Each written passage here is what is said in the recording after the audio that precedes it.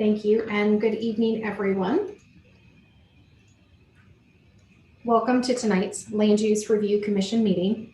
Tonight's meeting is available to the public on Broomfield's YouTube channel. Commission members are attending this meeting remotely. Public participation is encouraged through the webinar or by calling 877-853-5247. And you will need webinar ID 922-3528-9756. Public comment will be taken on each item following staff presentations. Callers can press *9 to raise their hand to indicate a desire to speak on an item tonight, or webinar participants can use the raise hand function. All public comment will be limited to 3 minutes.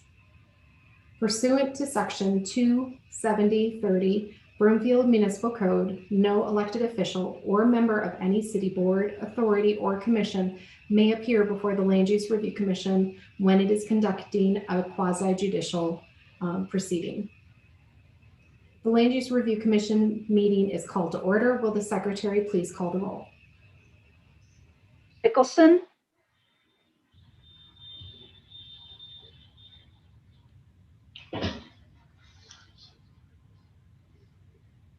There we go. Present. Franz. Here. Steele. Here. Williford. Present. Lind. Carius. Present. Goodenough. Present. Weiss. Present.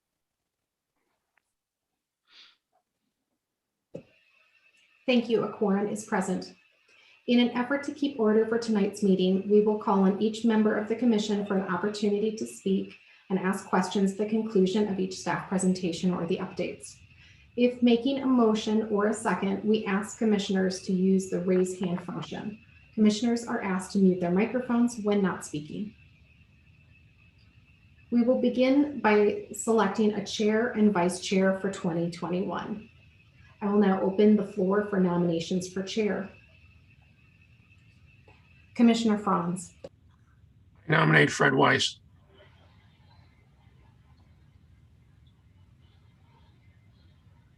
Commissioner Mickelson. I was going to nominate you, Earl Franz.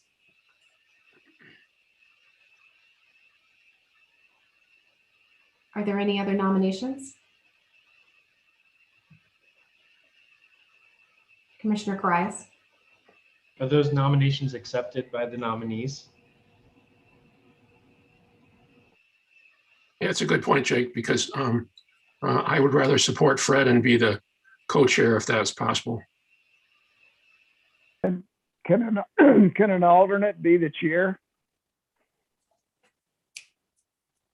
Unfortunately, we're think so. being told no by our legal counsel. Yeah, the alternate has to be a regularly voting member. And so it has to be someone who we hope will be there all the time and who wouldn't be precluded from voting if the person who they were serving as an alternate in place of was there. So Ann, I withdraw my nomination for Fred and Appreciate the support. And nominate Eric Lind. Is there anyone that wants to be chair or co-chair? We haven't asked that. And unfortunately, Eric Lind is not available. He's not at this meeting, so we wouldn't be able to ask him if he was accepting of the chair position, unless he's joined lately, and I just didn't see him.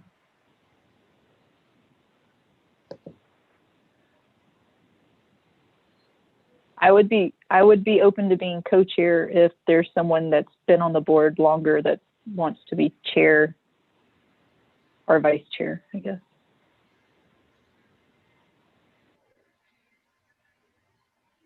I mean, I'm willing to do it if no one else wants to. Earl, I thought you would or would be interested in. I know you were. Oh, there's. I was suddenly unconnected from everybody. I'm so sorry. When I did my mic check, I thought I had heard everything. I was in the meeting now. I would be honored to help serve the committee or the commission, of course. Take no exception to the nomination. If there's someone who has a more lengthy history of involvement, I would be happy to concede to them and fill the role of vice chair.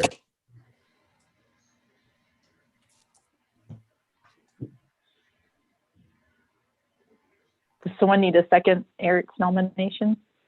We don't need to second the nominations, but I just want to make it clear before we vote, we have a nomination for Commissioner Lind, and he has accepted the nomination. And I believe we had a nomination for Commissioner Franz, who declined the nomination. Is that correct, Commissioner Franz? Yes, that's correct. And then did we have another? I might have missed. Commissioner Williford, you were hoping to be a vice chair, or were you willing to serve as chair? I was, I was willing, the question was, is there anyone who's willing to do it? Sudden silence. And Kim, asked about people who had prior experience. And so I offered myself. And Jennifer, I'd be I willing was to be saying that. co-chair. Say that again, Earl. I'd be willing to be co-chair. Oh, Got it.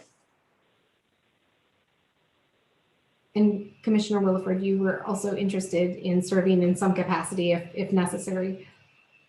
I was just saying if no one else was interested in it, that I would not want to be chair, but I could be vice chair. But if Earl's interested in that, then I would nominate Earl for vice chair. I think we will first take the vote on Commissioner Lind, followed by a vote on Commissioner Mickelson if the necessary votes are not received. Is that correct, Christine? Anna, can you repeat that? Sorry.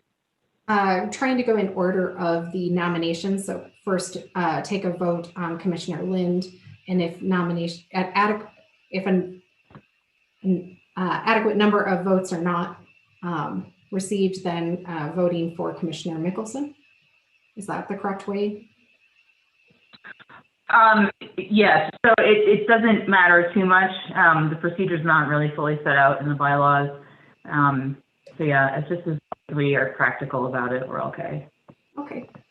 So I will ask the commission secretary to take to call the vote for the nomination of Commissioner Lind to serve as chair of the Land Use Review Commission in 2021.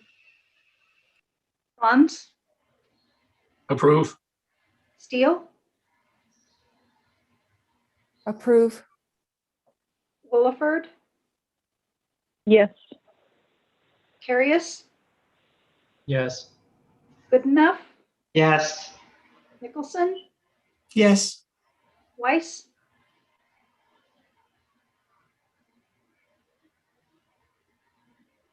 Yes. Lind, I accept, yes. And I think we're all present now, Ms. Macon. So I think Fred will not be a voting member this evening. Right.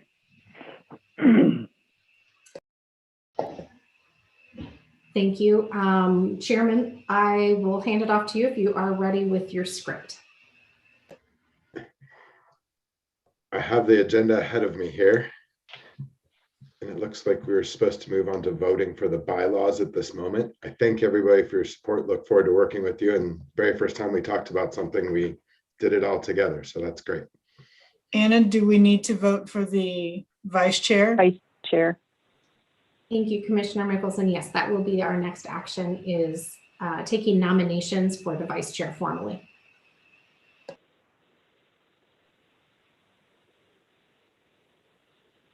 I nominate Earl Franz.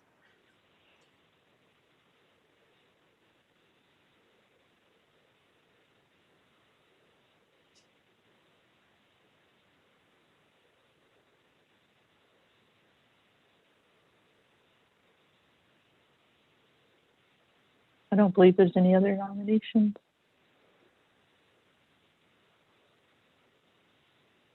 Last call for nominations.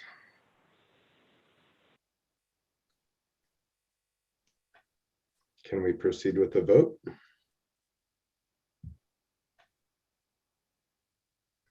Excellent. I'm going to go across my screen here rather than in order for the way it's displayed for me, if that's okay with everybody. Weiss? He's not voting. Oh, he can't vote tonight. Thank you. I can't vote. Mrs. Goodenough? Yes. Miss Mickelson? Yes. Ms. Wilford? Yes. Ms. Steele? Yes. Mr. Franz? Yes. I believe I've got everybody. Is that right? Carius. Jake. Arias? Yes. Thanks, guys. Sorry, it's confusing. It continues to shuffle every time someone speaks. I've been on Zoom all day and it hasn't done this to me once.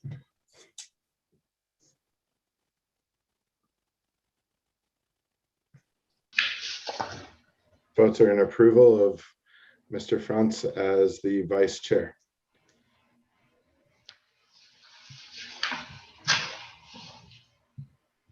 Now, I show our next order of business of voting for bylaws.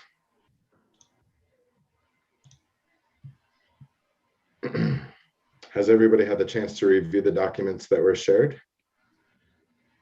Yes. Yes. Mhm. Are there any exceptions or questions to those established?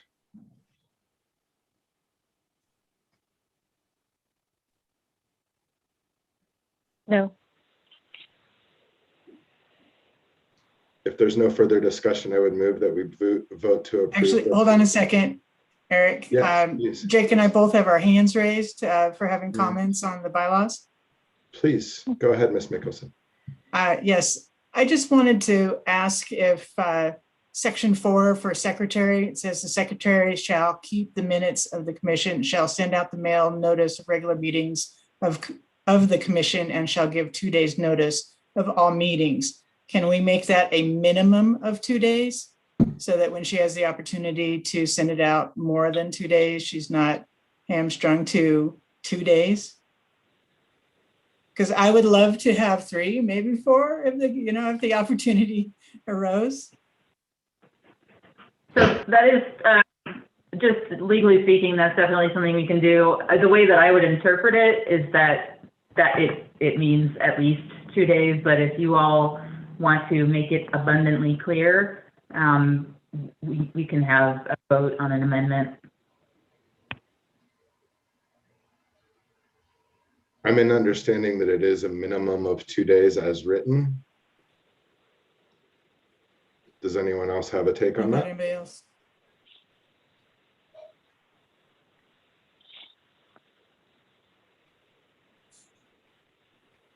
Commissioner Mickelson, if you're interested in proposing an amendment, I think you could do that at this time, correct? I would like to do that just because I would like it just a little clearer, because we don't always have Christine here to say, the way it's written, I assume it's a minimum. So, I would like to recommend that we amend the bylaws to give the secretary a minimum of 2 days notice for all meetings. Thank you. And then the secretary can call the roll for the votes. That'll help Chairman Lee, since she has a list of them, and she tries to shuffle them so that each time a vote is taken, a new person will go first.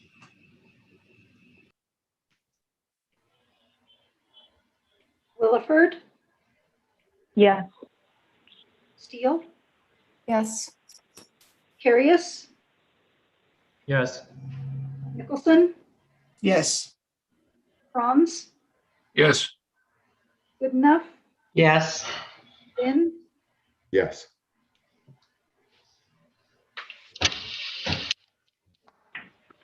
And I'll just note for everyone, I made a copy in Google Docs of the document that you all were sent, and so it copies everything over, and I'm keeping track of any amendments we make in that copy. Excellent. Thank you, everyone. Mr. Carius? First question, Christine, is it the document you're working from, the same document that we're viewing that was sent out in the call? No, so Jake, I have that open, so you might see me in there, but I've made a copy, and strangely enough, when you make a copy in Google Docs, it does not copy over the changes. So usually that's frustrating, but right now I've actually got a clean copy set aside for the amendments we agree on. Okay. You can actually make a copy and include all comments and suggestions into your copied version. And so that allows you to save over all of the transition. I easier. might have to check with you on that at some point to make sure I know how to do that, because I figured it must be an option. So I appreciate that. Yeah, having But just, I do have. I was just saying, having gone through just 50 pages of bylaws 3 weeks ago, like it's absolutely necessary and it's really helpful. So I have a series of kind of questions and potential amendments that I'd like the commission to consider. First of all, it was removed from the original Planning and Zoning Commission bylaws under the secretary, that the secretary would be designated from the city clerk. And as Anna has mentioned in the comments on the document, and if you don't have a copy of the document, I'll just copy this link and drop it in the chat for panelists to view if you don't have the link readily accessible. In the current setup, it's established under officers, and under the officers, it creates a series of kind of nominations, vacancies, voting, but it's not clear who would become the secretary. I'd recommend an amendment be added to state who would be serving as a secretary, whether that be a staff member. So that would just simply say a member of the city and county of Broomfield staff, or planning and zoning staff, or whatever the department is called, shall be designated by the planning and zoning director as secretary of the commission. And we could take that language. I have the old version up as well, if you'd like me to just pull it from that language. Was there a reason it was removed? So that was me. The intent, my intent didn't fully work, which was if they're not taken from the clerk any longer. And so I meant to correct that. But clarifying it as Jake is proposing does make sense. Thank you.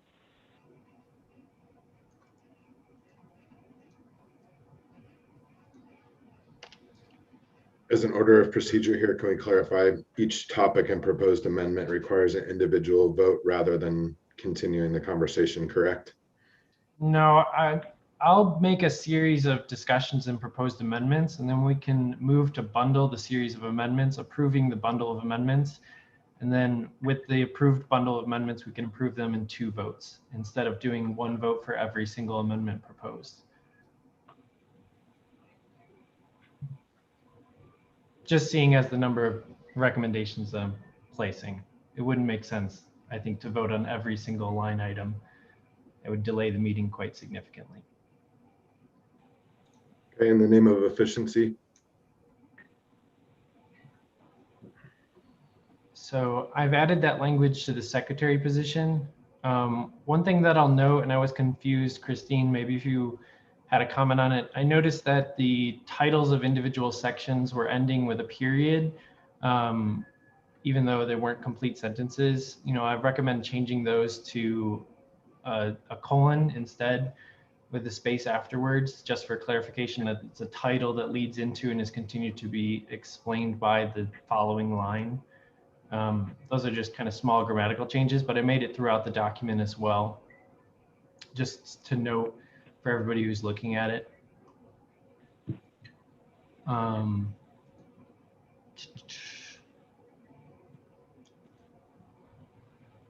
For the nominations process, as we just mentioned, it seems like it's still kind of confusing. If we wanted, I could go through and make amendments to that nominations procedure to make it clearer. Nominations don't require a second by any individual, as already written in the bylaws, but that nomination should be, you know, confirmed by the individual who's nominated to ensure that the vote, and all nominations should be received, and a vote should be held, you know, of all individuals at the same time who are running for a position, which I guess is where the confusion was on the document right now. I don't know if we want to handle that language right now, or if you'd like me to just suggest language for a future meeting. I would rather handle the issues that we have at hand.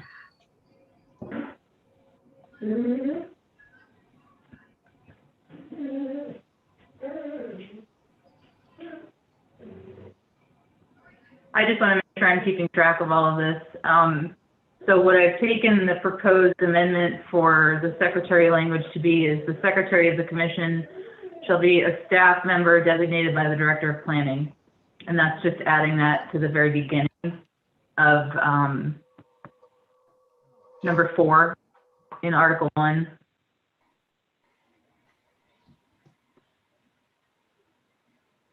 And Jake, the periods, that was my cleanup. There was some where there wasn't anything, and so periods or colons after the kind of the title of the section doesn't matter if you all want to change it.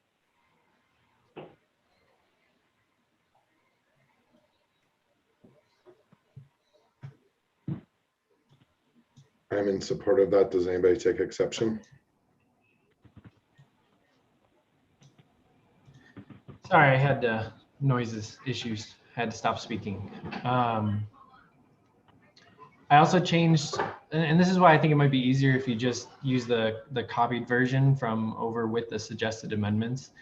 The nominations procedure originally fell specifically under vacancies only, but those vacancies were referring to a permanent vacancy as if the position was already filled by a previous member. And so I separated out the nominations procedure into its own section, which would be item 7 of Article 1. I don't know if you can see that on the document you're working with, Christine. I'm going to try to share my screen. Can you all see my screen? Yes. Yes. Okay.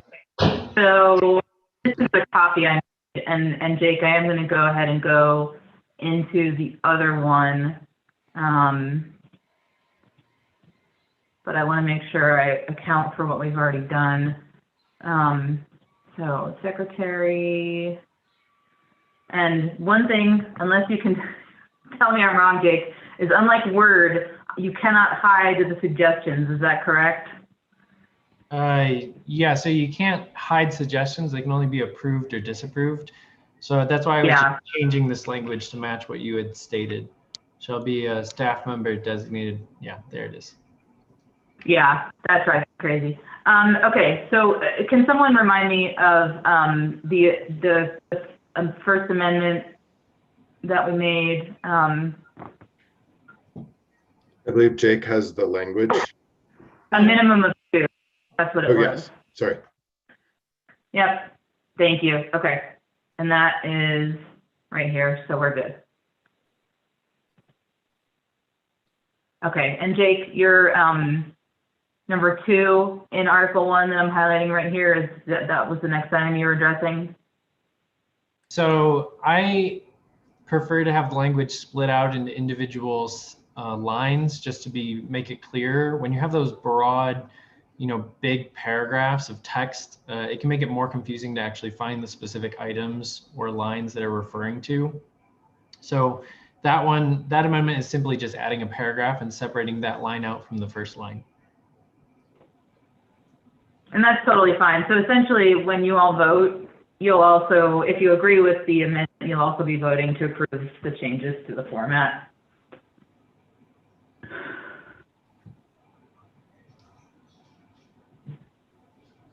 Are we okay to continue? I am. Anybody else? Questions?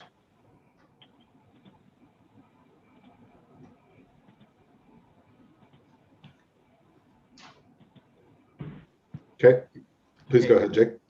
So with moving on to Article 2, and we can try and take care of the nominations language just to clear up that process in the future with some very clear kind of structure to it. So it's easier for people to understand who is doing what and how. I could see how that could be slightly confusing. But under Article 2, I've just made some divisions of the language and some clarifications. Section 1B, where it could be revised, Robert's Rules of Order, newly revised, newest edition, because there are multiple editions of Robert's Rules and you want to be following the newest edition of the rules. Again, kind of just grammar and formatting changes. The first one would be actually down in 2B.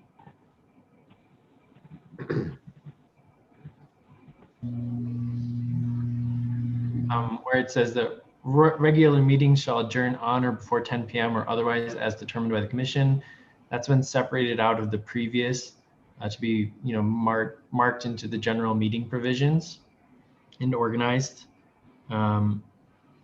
It's definitely a little bit confusing. The formatting is off in the document itself. As you can see, we get 2A, 2B, and then a second 2B. That means that the document needs to be edited to reformat that entire section to make it match. So after approval of any amendments or sections, we would need to go back through and redo the formatting to fix it. For example, you can see if you go down further into what appears to be a second section D under section 2, the organization of the agenda, I wasn't able to actually move those items. In suggestion mode, you can't make formatting changes very effectively. So that's partially why the document's still kind of screwy. So I'd recommend that we make those changes afterwards. But for substantial changes, oh, sorry. Oh, no, thanks, Jake. I appreciate that. And I think it's completely fair if you all are okay with it ultimately. If depending on what we approve, if you just direct me to fix the formatting, and then, please go ahead and review everything once the finalized version is sent out. But Scrivener's type stuff is not important to vote on, at least legally speaking. Okay, go ahead, thanks. Yeah, definitely agree. So section C and D are substantial amendments that I've recommended, which are again adding some specific kind of abilities of the chair or the commission to remove a regularly scheduled meeting. And that's really to ensure that the votes are being held and that discussion is being held in the commission as to whether or not a meeting would be moving forward if there's no regular business. So item C, at a regularly scheduled meeting, the commission may vote to cancel a future meeting when it has determined that no business items are scheduled. That would be based on the recommendation, obviously, of the planning director and staff. But that way, we are all informed and are making that decision, knowingly, if allowing for that to be an option.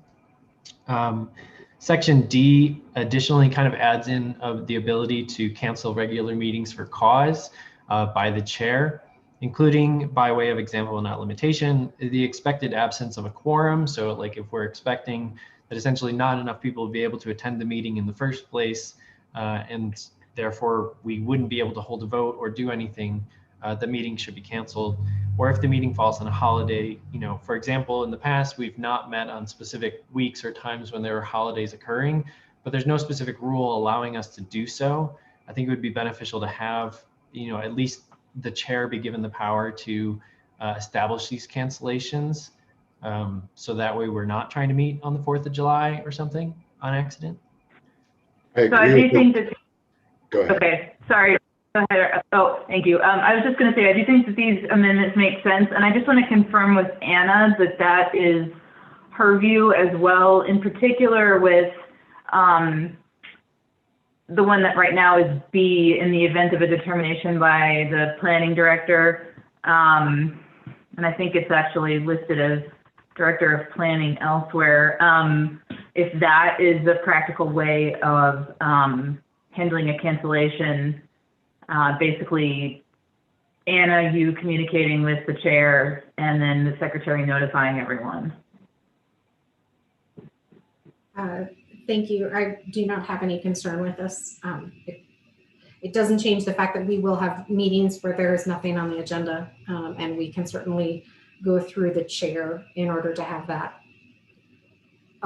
recognized prior to sending out a cancellation if that's the desire of the commission. Just as okay, thank you. I just wasn't sure how it was done in the past. Sorry, go ahead. I just wanted to ask a point of clarification in terms of the proposed item C.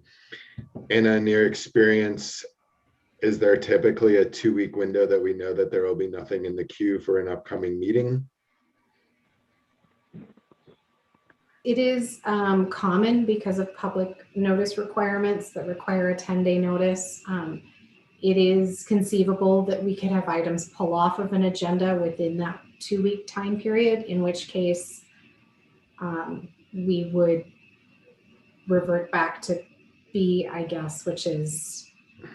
I just don't, yeah, I guess my biggest concern is I don't want us to get stuck in a loop with a last minute project that comes in and is meeting and checking all the boxes to come before the commission within that 10-day window, because we are in a 14-day window in between scheduled meetings. Thank you. I think that item B covers that if we are with, although they are somewhat redundant, that if we could either vote at the, we being the commission could vote at the meeting in advance of the next meeting to say there's no items on the agenda, but then staff would not be able to add an item if something did come up. More than likely, probably, that's not as likely with the commission now that variances are done through a different board. Right. But if it were to not be canceled, then we would be able to go through B, which is to go through the chair and have the chair acknowledge that there's no items on the agenda and then to authorize it and cancel. Okay.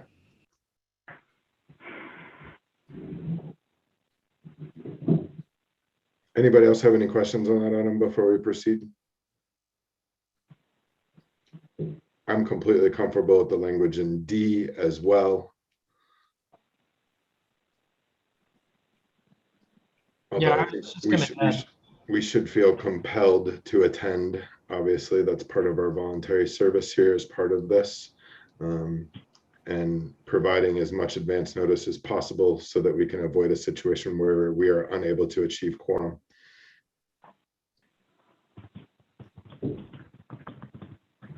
Jake, if you're ready, please go ahead.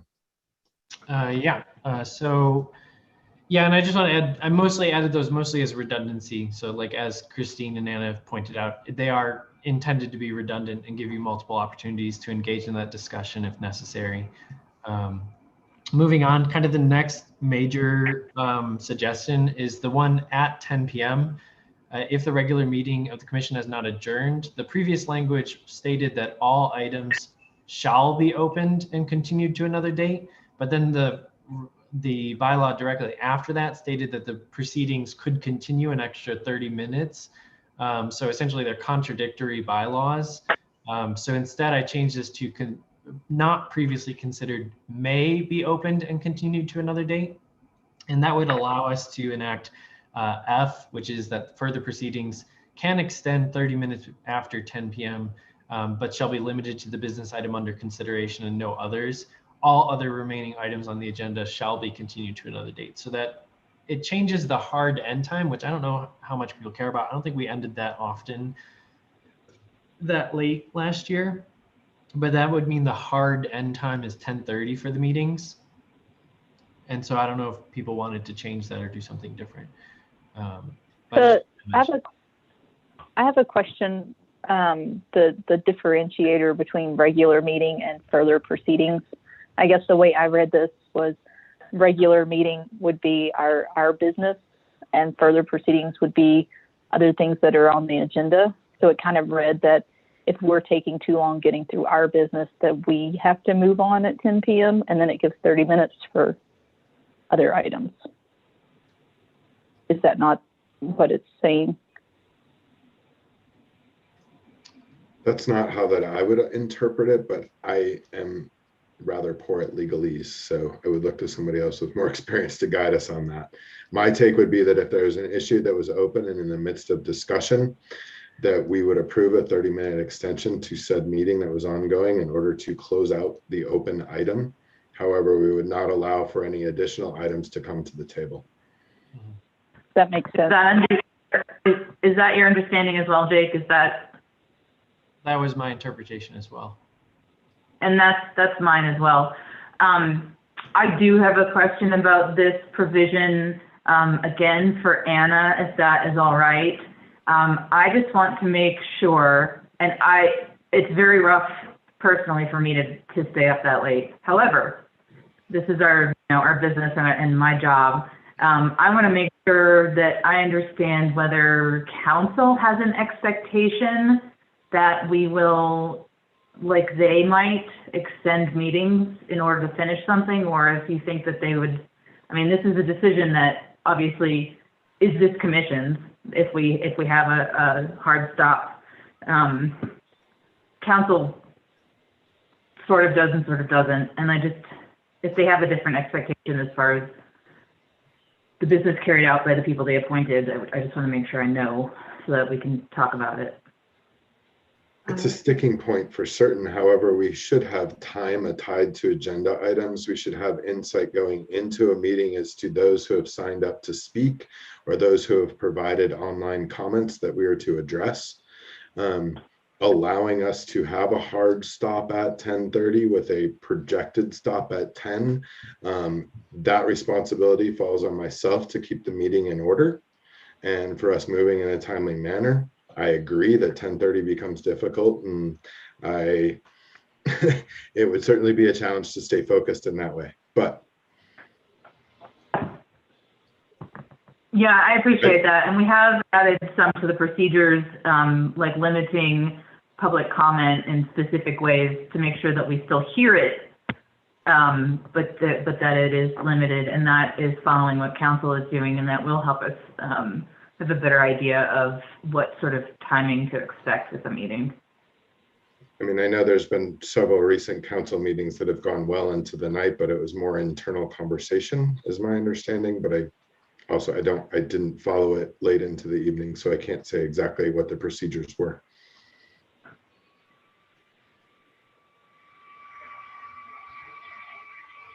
I mean, for me, I feel compelled if we have an item that's on the table for discussion that it should be brought to a close. However, being respectful of all of us and our time in order to be able to perform our duties responsibly. So, Jake, I see your hand raised again. Yeah, I mean, I would just add, we don't need to particularly stick to this either. If it came to an item where Anna had made known to us that we really, really, really need to finish this week, we could move to suspend this rule within the bylaws by 2/3 vote and extend the meeting further. It just raises the bar for extending the meeting because it would be placed in the bylaws. Also, I want to say I didn't add this. This was already part of the original suggestion, just to make the language clear. Mm-hmm. That is an excellent point, and I think that having that as an option with that higher bar of a 2/3 vote is appropriate if we're starting to go really late. So, I mean, I'm comfortable with that. I concur. Does anyone else have any questions about these? I don't see any other hands, but I can only see some of you in the gallery. Jake, why don't you take us on to your next topic? Yeah, so one thing I wanted to mention is that the commissioner's corner on the agenda is not clearly defined in our bylaws. You know, when I first arrived as a commissioner, I didn't really know what the point of the commissioner's corner was going to be, or how we were to use it, or what we, could do with it. So I think, is there any way Anna or others who've been on the commission for a longer period of time? I know a lot of people here, you just got on. I've only been here for a year. Jennifer's only been here for a year. I think Earl's maybe been here longer, but could we provide some information to commissioners who are arriving, like what commissioner's corner is even for? Either make that part of the bylaws, or just like what's appropriate to bring up in the commissioner corner. Could I make bylaw suggestions in commissioner's corner? Thank you, Commissioner. Yes, I've been with Broomfield for 15 years, and different commissions have used Commissioner's Corner in different ways. I'm not sure whether it was added particularly ambiguous for that reason, to allow it to be individualized for each board, but we'd be happy to take suggestions from the commission about a potential definition and bring that back for a future consideration, since we I certainly didn't come prepared with some thoughts on that, but we could go through the rest of the prepared amendments that you have. And then if we have some of these that are a little bit more, needing additional analysis or work or some additional language, we could bring those back for a future vote. Okay.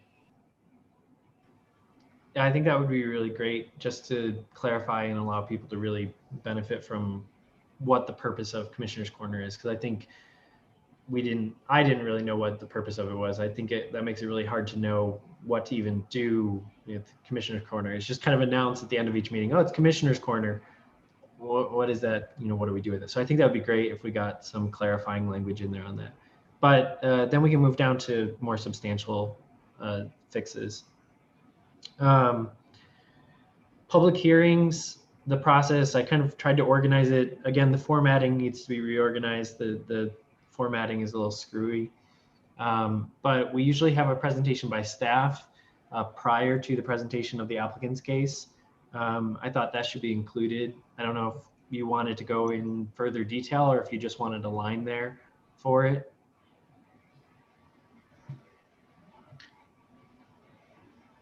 For me, the clarification, but either is acceptable for staff. Yeah, I like the idea of having a standard approach to a standardized and regulated approach to each of these presentations. I somewhat naively assumed that was the case, just reading today's agenda and the order of proceedings that we were to go through for item 7 in regards to our first order of business. However, it would be beneficial to have it in so those that are applicants would be able to join us and follow said orders or said proceedings.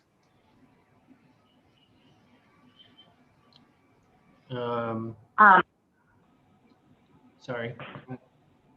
Thanks. And I can't see the video, so I'm just listening to everybody. So I appreciate letting me interrupt, Jake. I just want to address what I've got, where I've got my cursor here. And Anna was the one who clued me into this, so she can help me confirm. I believe council is now using neighborhood instead of address, and so that was the impetus for this change here. Okay. And I can add on, that is correct. The council, based on requests from residents that felt that their safety was in jeopardy by stating their address when they were either speaking for or against the project, they felt uncomfortable stating their exact address and would rather state generally their neighborhood. And I will say, neighborhood is a very broad definition. So for some people who live in, a very particular neighborhood of the Broadlands, they may provide that particular area, or they could just say Broadlands, or they could just say Northern Broomfield, or we've never been very particular because a neighborhood means different things to different people. So it's very broad at City Council. And we would, if the commission was acceptable to that, utilize that same purpose here. But if the commission would prefer to keep a specific address, you can definitely work that into your bylaws, and we would adhere to that as well. I personally support the language of neighborhood. I tend to agree with that, having spoken for and against a few applicants over past years, and therefore somewhat igniting a few people, I shall say. However, I guess the real impetus for this piece, having this piece in here, is to validate that the person is in fact a resident of Broomfield, correct? Thank you. That is generally the intent, and also to determine how proximate they are to the case at hand. Are they a direct neighbor? Are they in the neighborhood, or are they from a further away portion of Broomfield? Thank you. Let's see, we've got Kimberly and Shuli both have their hands raised right now before we move on from that item. Yeah, so my question, I think that you mentioned that it's usually, to kind of prove, I guess, that they live in Broomfield. Is there, which I've been in plenty of city meetings out of state where I've had to list my address, so it's a little weird sometimes. Is there something as far as do we want to get a little more specific on intersection or neighborhood and zip code, or is everyone comfortable with neighborhood? We can open that up for commentary. Yeah. I'm relatively new to Broomfield and certainly new to this position. It would be really beneficial for me, and I hope for others, if it could be neighborhood or, for example, cross streets. That will help me learn both the neighborhoods and the cross streets within the community. That's a good point. I may not know every sub neighbor. I mean, because even the Broadlands has multiple sub neighborhoods. I would tend to agree and support that as a move, as a revision to that. I don't know, Christine, if that's problematic to add that request to it by lightening the specific address to a neighborhood and primary cross streets. No, it's not. Just as Anna said, that if you all had wanted to keep address in there, we could have gone that direction. One thing I am wondering, and I would like to know what the commission thinks, and also Anna's opinion. In my experience with other land use boards, if this was the rule that someone had to give their neighborhood and the commission wanted, and that was all that was given, and then the person, started giving their thoughts on the project. If the commission wanted more information, they would simply ask the commenter. Is Yes. that a possible? But I don't want to put us as you all as a commission in an awkward position of then putting the public in an awkward position of digging into their lives, and I don't think that that's particularly intrusive. But I think whether or not it is in the bylaws, it's a possibility. I just don't know how that would work in Broomfield, which is why I was thinking about your thoughts on it, and then Anna's as well. Anna, would you like to respond to that? So if I'm understanding your question correctly, you want to make sure that if the commission wanted to ask more specifics of a particular person regarding their comments, that they could do so. Is that what you're asking? Yeah, I'm used to boards doing that and having potentially not a lengthy but a brief conversation with a commenter if they wanted more information, and I'm just wondering if that's something that I just can't remember that we would see here today. Although we are pretty formal tonight, I think in the past, the commission has informally allowed some conversation back and forth with a particular public commenter, and certainly asking if a resident resided adjacent to the property or something along that line, and then the resident could decline to answer. They're not in any way have to answer. That would be an option. I'm not sure we would have to outline that specific here in the bylaws. Right. Right. So I wanted you all to, my name seems to be spelled incorrectly on this thing. I think I need to fix it. I wanted you all to just be aware of that as an option. It doesn't, it's not for me to say, but you can, and I'm glad to have that confirmed. I think, thanks, Anna. If you need more information from someone, if what they've said, clearly indicates an impact, and you just don't understand why, or you want to know how close they are, you can definitely ask. Okay.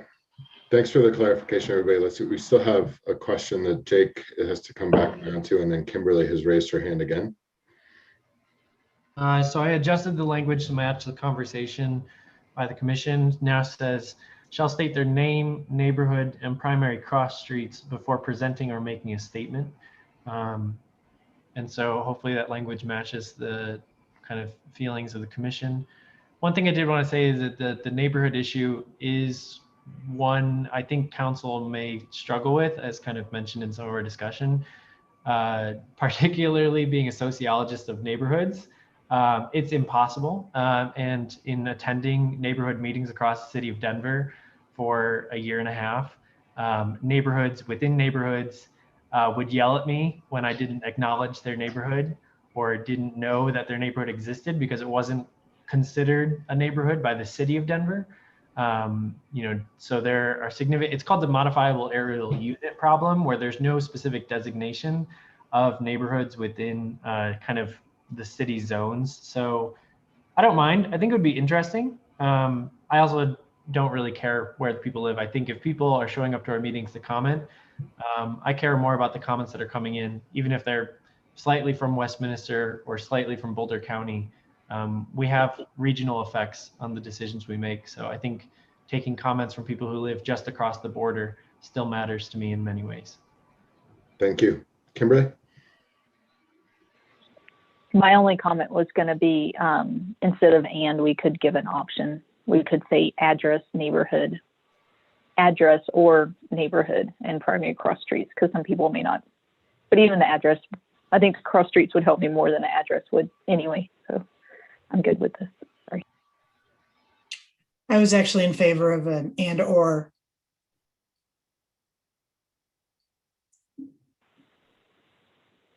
Yeah, Anyone give them that, else? because some people may not.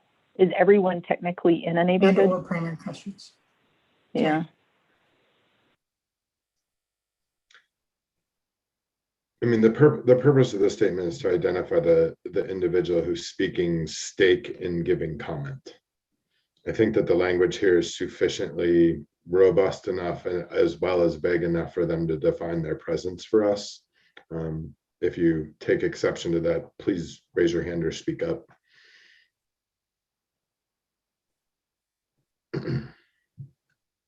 Okay, seems as though we can move to the next item. Cool. So part 3, again, formatting issues need to be addressed, but the applicant's presentation should be allowed a maximum of 30 minutes in total to present their case.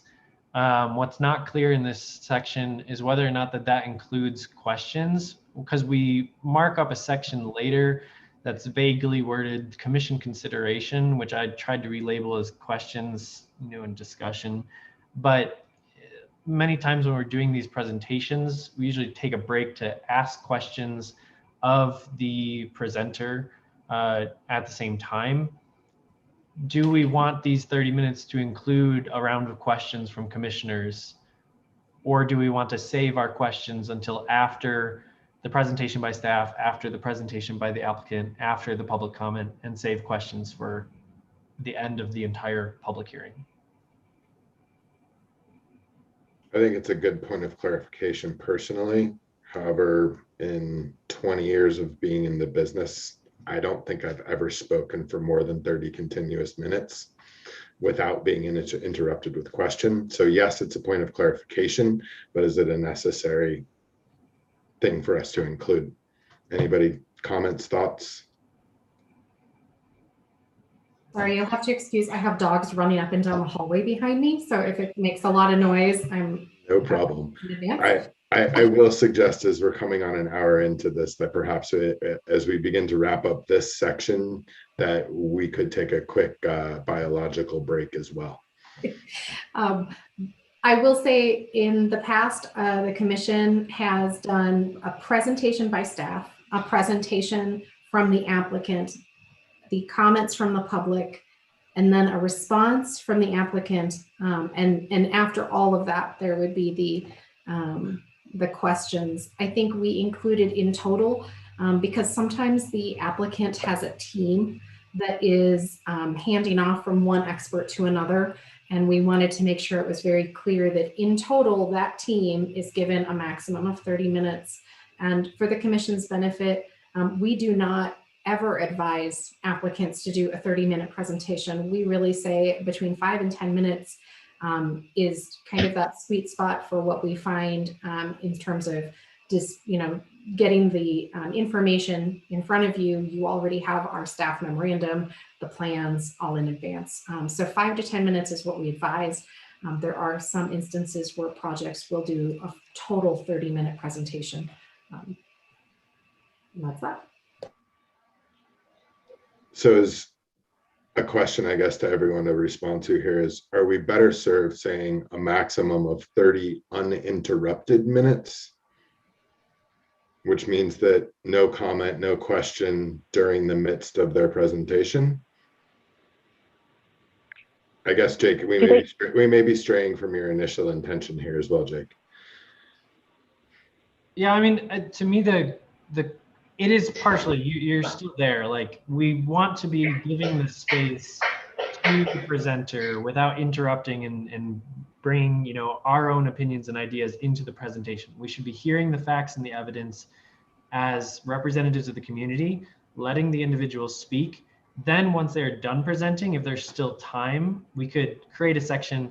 If there's still, you know, 30 minutes time available in that 30 minutes, we could then ask further clarifying questions, or we could just say there's no questions at this period of time, and we save our questions towards that very end period after the public comment. And that is kind of how I read the proceedings to be written here already, but I could be mistaken. 30 minutes seems like a long time to me for a presentation. And it's rare in the past few years that that's happened. You know, the longest one I remember was when we got into the, you know, Broomfield Town Center, where there was a video presentation and several people spoke, but usually it's done in 5 or 10 minutes. So why I don't think Dylan Point took a while. we could reduce it down to 15 minutes uninterrupted? Yeah, I don't think that that's necessarily doing it justice. If somebody were to come with us for a master plan, I would say think of the baseline development or something like that, and sort of everything that was proposed for that.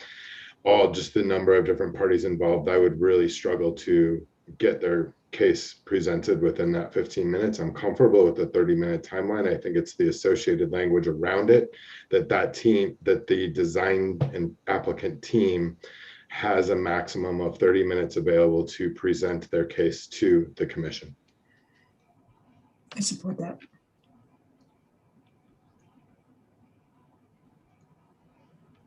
So I don't know, I guess there's still some clarification required around this a little bit.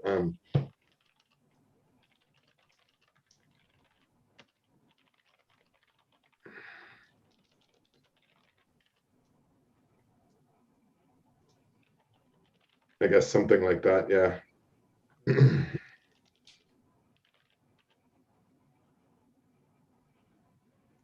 If that amendment is okay, just really letting them speak for the 30 minutes and not starting to veer off early, saving our questions, writing them down till our period of time, I think would be beneficial. Yes, Anna. Sorry, I couldn't unmute there. Thank you, Chairman. I was just thinking we're kind of getting into the meat of some really detailed amendments. So as we wrap up finalizing this, it may be advisable to start breaking this series of amendments to the bylaws into various votes. I just don't want us to get to a point where someone might want to not support a motion, not because of the total, but because of one particular element that we might have gotten to. Just something to consider as we proceed. I would tend to agree with that, and that was the nature of my initial question in those terms. And I also would move that we just remove formatting commentaries and questions in those terms for punctuation and those types of things, that we could move past those. Christine, as long as that has no legal implication, as I believe you said earlier. Right, yeah, and I want to make sure I understand you correctly. Are you wanting it to be like cleaned up as we go, or just to say, hey, you know, we don't need to worry about it right now. It'll get cleaned up later. I believe, yeah, I believe you proposed sharing a reformatted and sort of cleaned up grammatical document with us, and I would be willing to vote on that as one item rather than go into each of there seems to be a few minutia here in terms of that may make this a little bit more efficient for us. We're less than half of the way through this document, and I just kind of wanted to see if anybody needed to take 5 minutes. We're at 7 o'clock. We've been going for an hour and feel as though this is going to be a little bit intense to get through the rest of these. And I don't want us to get wiped out before we get to reviewing the applicant.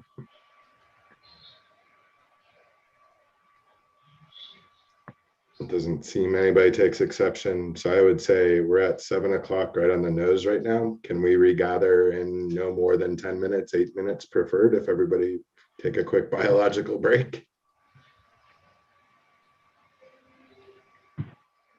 Excellent. Let's do that then. And we'll come back no later than 7:10. Thank you.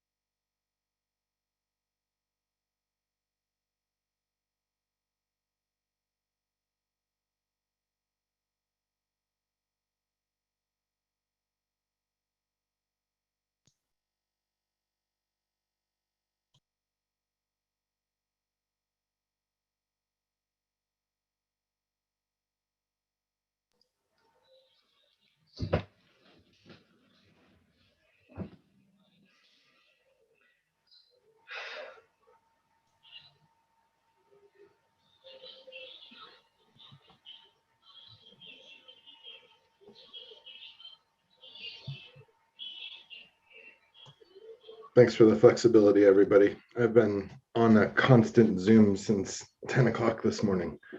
And I can only drink so much coffee.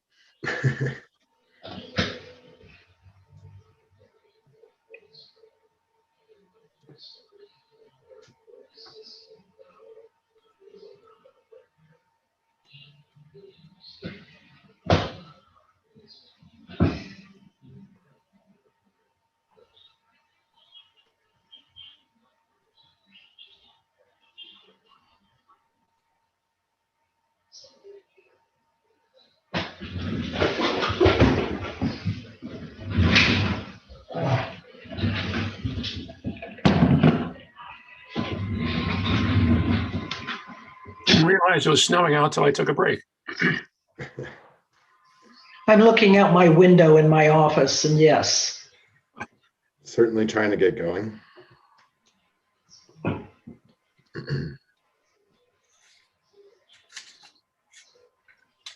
like we're waiting for a few to still rejoin.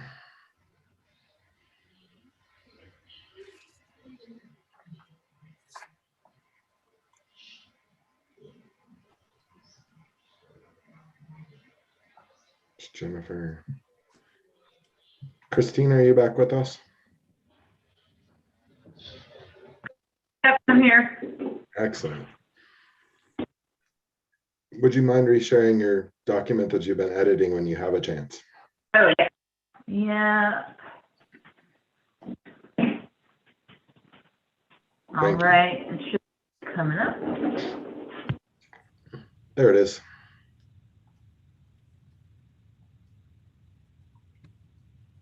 So just to recap where we left off there, we've proposed adding the no questions shall be asked by the commission during the applicant's presentation.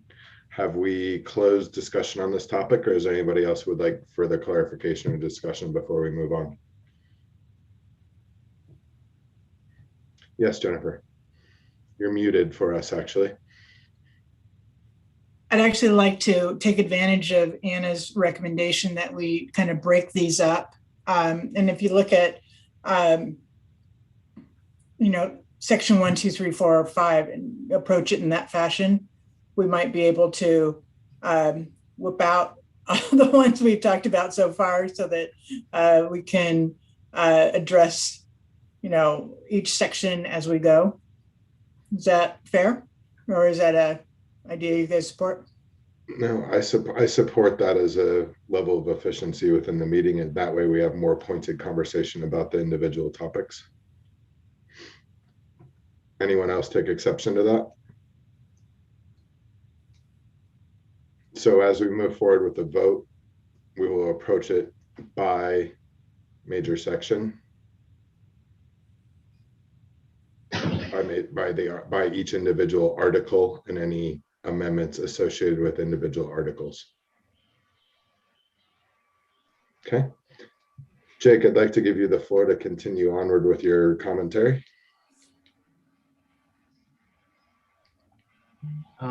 So that's the rest of the amendments to the public hearing process, mostly just formatting, so nothing significant there.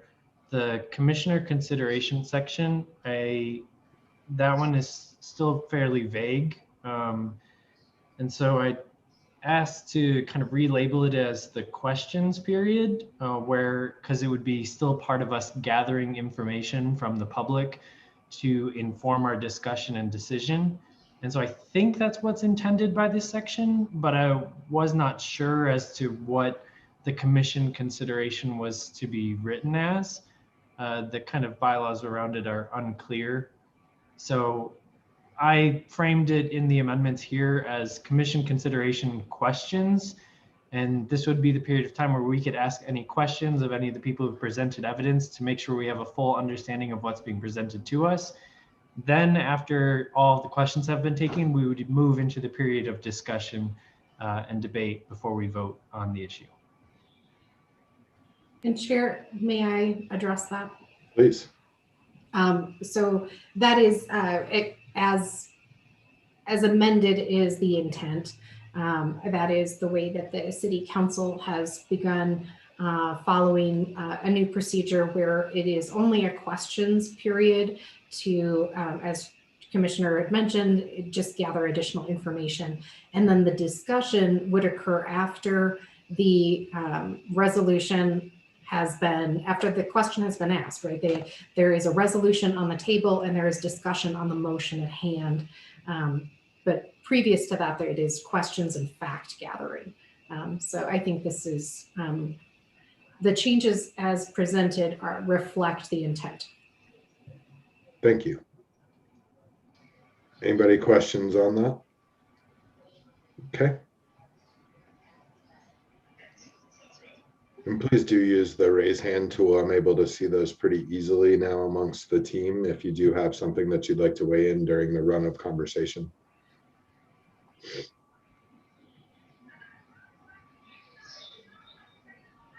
There's nothing else I can move down to special meetings section.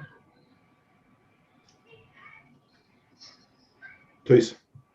Okay, on the number 6 for special meetings, one item that I took note of is item D under special meetings, that no action may be taken at a special meeting except as otherwise provided. I didn't know why this was included, particularly if we were to establish a special meeting of the commission to continue with business. So say we had uncompleted business and we established a meeting to complete further business. This would prevent us from holding votes on those business items such as bylaws. And so I wanted to ask Christine if there was a way we could loosen this restriction or remove it, but I didn't want to make sure that there is anything that would conflict with city ordinances or state statutes. Could I chime in real quick before you jump in there, Christine? I guess, yeah, I would read that the language any is intimidating. However, the intention of a special meeting is not an actionable item meeting is my understanding. So even if we were to reconvene a secondary session in order for us to continue business that had been tabled the night before, that would not be a special meeting in my understanding, but I could be mistaken in that.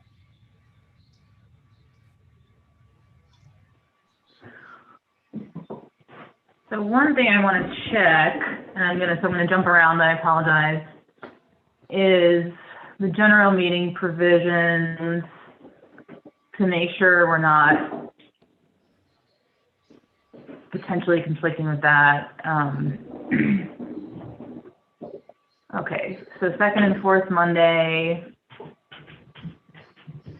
Okay, no, all right, so then let's go back to special meetings.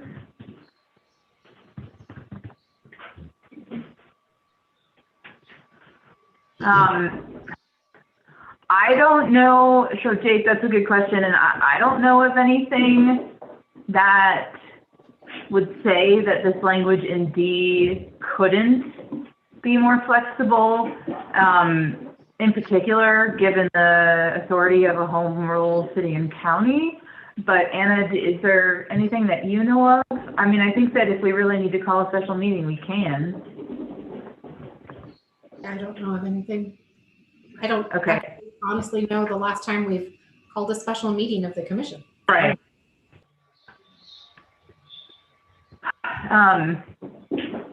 So Eric, I think I'm missing, I'm not answering what you were actually asking though. If you could please remind me. Yeah, no, my question is, in the example of we go past our 10:30 hard stop and we have to continue the discussion of an item in a following meeting, would that following meeting be considered a special meeting?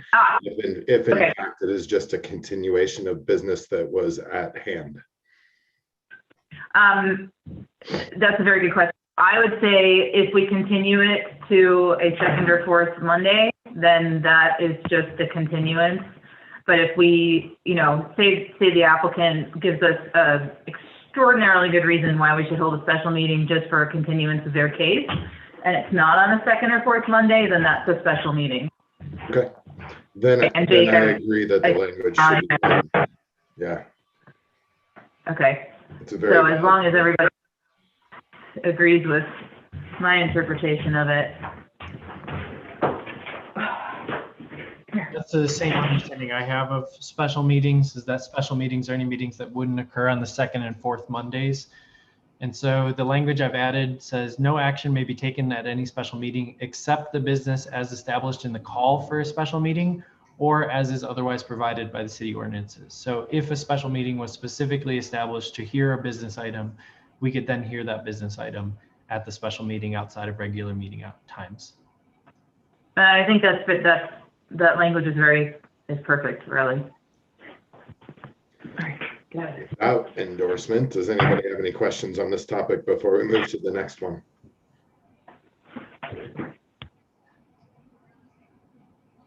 Okay, please proceed.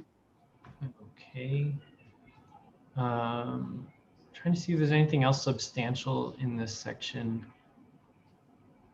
I don't think I have any other substantial amendments to Article 2. The only question I had left was on the speaking time for commissioners for the limits of debate. This is towards the bottom of number 9. Currently, it's listed as no member shall speak more than 3 times upon any subject, nor for a time longer than 15 minutes. So that I think is kind of like divided up a little bit. I think it's okay. At first, when I read it, I interpreted it as 3 times 15 minutes, but with the nor, that makes it clear that it has to be a maximum of 15 minutes per person. So I think that's okay. I missed that nor when I first read through the document. So I think that was the only other one. But the major one that I'd like to request that I've asked the previous commission is about abstentions, for conflicts of interest and abstentions. It's members right now, the current rule, or as it was written, was that members may only abstain if they have a conflict of interest, whereas if the guiding rules for organizing the bylaws and the procedures is Robert's Rules of Order, Robert's Rules of Order establishes that commissioners should have the right to abstain for any purpose, and that abstention should count as a no vote towards the total number of votes towards the approval of a motion. And so I don't know, I'm still confused as to why commissioners are not allowed to abstain at all ever without the approval or different things. It's not written anywhere, at least I haven't come across a thorough justification for why anybody should be forced to vote yes or no on an issue if they don't feel that they've come to a proper conclusion of their own mind. So, go ahead. Christine, please go ahead. Then Anna, you can follow up. Okay. So I appreciate your concern, Jake. I did some research on this, and it is somewhat or arguably more of a policy issue. However, the general view, and this is more of a nationwide thing, thanks to the broad net I cast when I was doing research, is that abstentions for public boards, and this is in particular with land use boards, are really only appropriate in the event of a conflict of interest because of the remit of the board. The purpose is to have a vote by, to have full participation by the board, and we run into issues with having enough people voting, or if people are abstaining because they're uncomfortable, and I apologize, I'm just not saying this very well.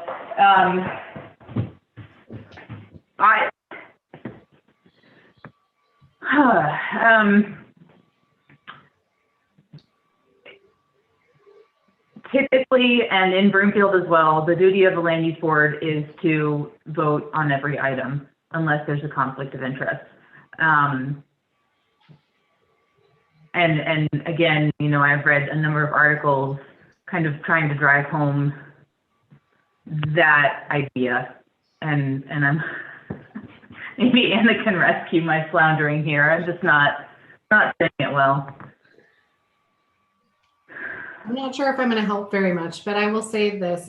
I'll start by saying the commission is going to be faced with very difficult decisions. You will have opportunities where you have projects in front of you that do not have public support, but you may be feeling that there is the case meets the required findings for support or for a recommendation of approval. Not voting because it is uncomfortable or because you maybe haven't been fully swayed to the fact that it should be approved is problematic in the role of the commissioner. The city council expects that those who are appointed to this role will be making a recommendation. If you are in a situation where you do not believe that you have been presented evidence to show that the project fully meets the requirements of the code, then the next action would be to not support the project. You believe that it is not meeting the required findings. But ultimately, as Christine was mentioning, it is a policy that the city council is expecting that the commissioners will vote on all actions. And that they are actually will ask why, if there is, someone who routinely votes no or has voted no when others have voted yes, we get asked, what was the reasoning behind it? So they do follow up with what the votes are, and that is the expectation. It's a tough job you will have.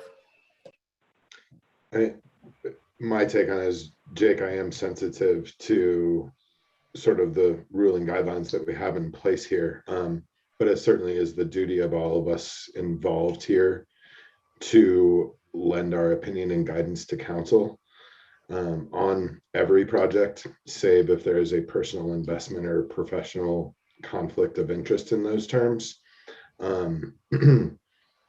And much like Anna just said, I would say that if you feel you don't have sufficient information in hand, or if the requirements of the submission have not been met in your opinion, that leads to a no vote out of you rather than an abstention from voting. I don't know if that's correct or just gets us into more trouble. I don't think it needs to be written down, but that's how I would assert the mission of our commission, is that we are to provide a recommendation of a yes or no to council.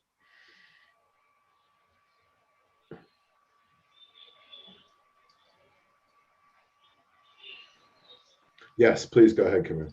Thank you for using the raise hand. I actually saw it. I can't hear you though.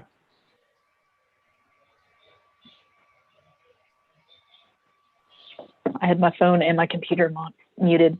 So I don't see it listed here, but I believe it was mentioned. Or when you abstain, does that count as a no, or is it just strictly not counted?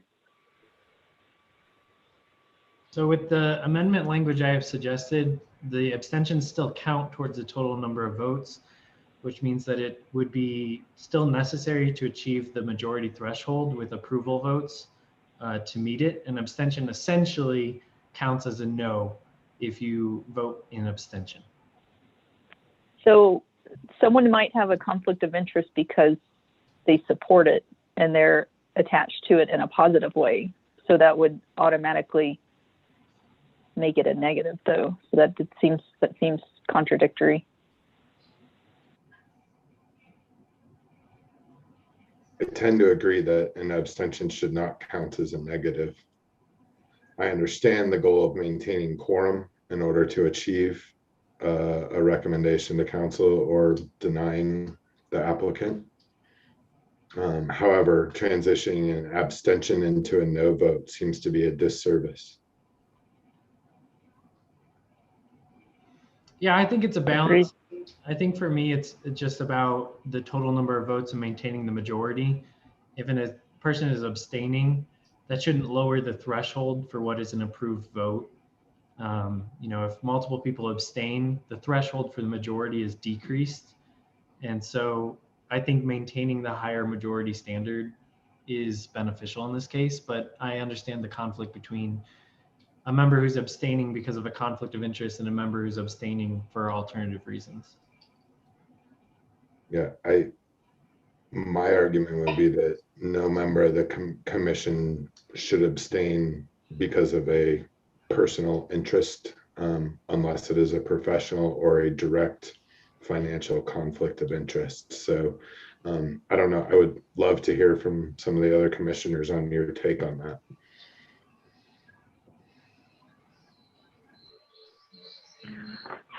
If I may, Please. generally, we try to look at conflicts of interest if there's even the appearance of impropriety. And Eric, that's what it typically would amount to, is that type of interest that you were indicating. But, you know, if I have a commission member come to me and say, here's the situation, it's not a black line. So we're going to have a conversation. And if to me there's an appearance potentially of impropriety, I'm going to recommend abstention or recusal on that. It seems like if you had a conflict of interest that you wanted to abstain from so that you didn't look like you were negative against it, by abstaining, you're being negative against it. So that seems like it defeats the purpose of abstaining, because it could go the other way. I could give some very real context to that. In my, we'll call it 9 to 9 job, I am a director of an architecture firm in business that's based out of Denver. And I'm guessing over the course of the next few years, we will have business in the Broomfield under the purvey of this commission. I would 100% abstain, but I would take great exception if that abstention counted as a no vote. The other side of that is if a competitor of someone that you work for as a 9 to 9 job, you feel that your vote would be viewed negatively if you voted against it, abstaining would also be viewed negatively. Likewise, yes. So that's putting you in a weird position. Could be. I consider myself to be very neutral in that part. Otherwise, I wouldn't have applied for the role in the first place to be a part of this. But yes, Earl. I agree. Eric, I just want to ask you if I understand your dilemma at times. But if you just recused yourself, does then that mean you just didn't vote because you have a conflict of interest? And we're not going into the, yay or nay, or by abstaining, it might be a no. You're just recusing yourself. That's correct. And that's how I would interpret an abstention to impact the final vote tally. Is that an option, a recusal versus an abstention? Or is it essentially, in the terms of this document, the bylaws, essentially the same intention? We can call it either. If we're going to make a distinction, if that is something you decide that you care about, then we can separate them out as well. But I'm used to using them interchangeably in the view of conflicts of interest with land use boards, just in this specific context. I guess in the bottom line, I'm highly opposed to an abstention being tallied as a no. I agree. Me too. Yes, Shuli. Yes, I absolutely agree and support you. I could be wrong, but I really believe that abstention means that a person does not feel like they can weigh in, which means either way. Agreed. Yes. Molly. If you recused yourself and the vote takes place, then it doesn't count as a no vote? I believe that's the topic at hand. Yes, we're essentially substituting back and forth abstention and recuse within the context of this conversation. I may be misspeaking here, so please correct me if someone understands it differently, but that's essentially my interpretation of this conversation. Well, my understanding was that an abstention is registered as a no vote. That's not true if you recuse yourself? No, the modification of the language here would move an abstention to become a no vote. I do not, the way I read it initially, register it to be that way. The Is initial, there- sorry, I was just going to read the initial language really quickly. Conflicts of interest and abstentions, and this is from the original unedited document. Members with a conflict of interest shall abstain from voting. The chair may request a present and voting majority to require by vote that a member abstain.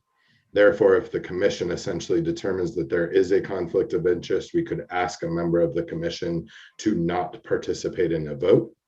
Members, the secondary item underneath this topic is members may not abstain from voting for any reason other than a conflict of interest. So some of the proposed additional language here is allowing for abstentions beyond the original document. And additionally, and Jake, please get me here if I'm saying this out of turn or incorrectly, your proposal would say that an abstention is a vote to the negative. Yes, that's ultimately what it becomes. And that's because it's about the majority threshold. So at the 7-member voting commission, one person is to abstain from voting entirely and that vote not to be counted. The threshold for a majority would move from a 4-person vote to a 3-person vote. So essentially lowering the threshold for approval, which to me is more of the problem rather than the abstention itself, is that the actual majority needed to approve an item gets lowered in the threshold. So that's what kind of I'm trying to address. But I can see the issue between the recusal versus the abstention, because abstentions in the original language are not counted towards the total vote, whereas I'm including it in the total vote, and you're asking, essentially there's a distinction there that is not being made, which could be made if we'd like the language to be added as well, to have, if it's a conflict of interest, specifically have those recused from the vote total. Because in my opinion, if you were to recuse yourself, you would not take part in any of it. You would not ask any questions or take part in the conversation or the debate or anything. So that honestly seems like something that would happen up front versus at the vote time. Like you would just be out of the entire conversation. And that is how it should work with the land use board, because if there is a conflict of interest, anything you say could be taken to be trying to sway the commission. That's not an opportunity where the alternate could step in and vote if someone recuses themselves? Yes.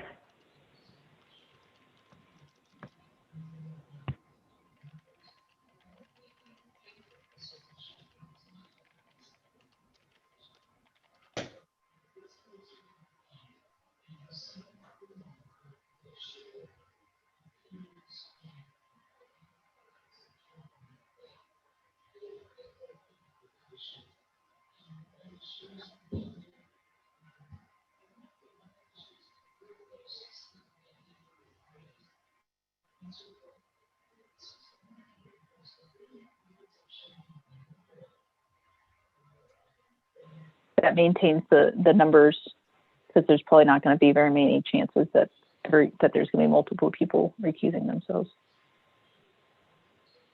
We address the issue at a higher level here. I like that little piece.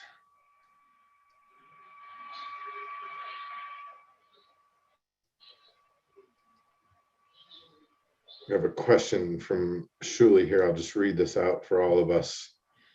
Are there instances during discovery or questions that someone would discover they have a conflict of interest? My weight on that would be perhaps, however, it is our responsibility as well to do our due diligence during a sort of discovery period leading up to our meeting, that those issues should be identified ahead of time rather than during the run of business. But I don't have enough experience with the overall proceedings to understand how often that may occur. It is certainly possible. You know, especially when we go back to in person, it would be more likely that the development team would show up and you might have read everything ahead of time, and then you see someone sitting there who you didn't know was involved. But if we had a commission member who right in the middle of the conversation here's something that means they have a conflict of interest, it's incumbent upon you all to go ahead and say something and recuse yourself. Right, and that's the language that's included above where it says that the commission may request a vote that a member abstain. Right, and that to me, and Jake especially, maybe if that's not what you're seeing, say so, but that is in a situation that I hope to never see, which is where the commission believes there's a conflict of interest and the person is not willing to recuse themselves. I would tend to agree with that. I can say, Christina has a really poignant piece of that there, but it is also our duty and as part of what we agreed to in our interview process and questionnaires that we were able to offer unbiased opinion. And I will again reference my current role and position in my day job. And I have a connection to a huge swath of the architectural community in this town. However, as we sit across the table from one another, be it whatever the proceedings may be, we're to conduct our business professionally.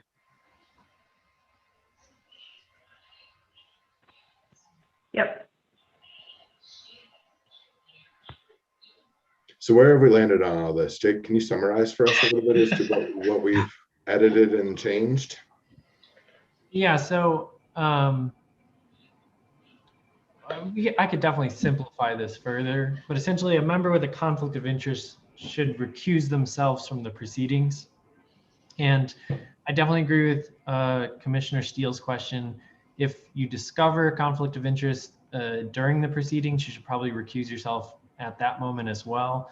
And that the recusal would mean that you're just not voting at all in the process and therefore is not registered as an abstention or no vote in the process, which hopefully would be significantly rare, but it would allow abstentions to still be a part of the voting process and have meaning on the commission as well. Because I think that gray area, sometimes that gray area leads people to not want to vote no or not want to vote yes, not feel they have enough information, or maybe disagree with the process. So sometimes abstentions, they have different meanings that can be really valuable for the commission to explain and understand.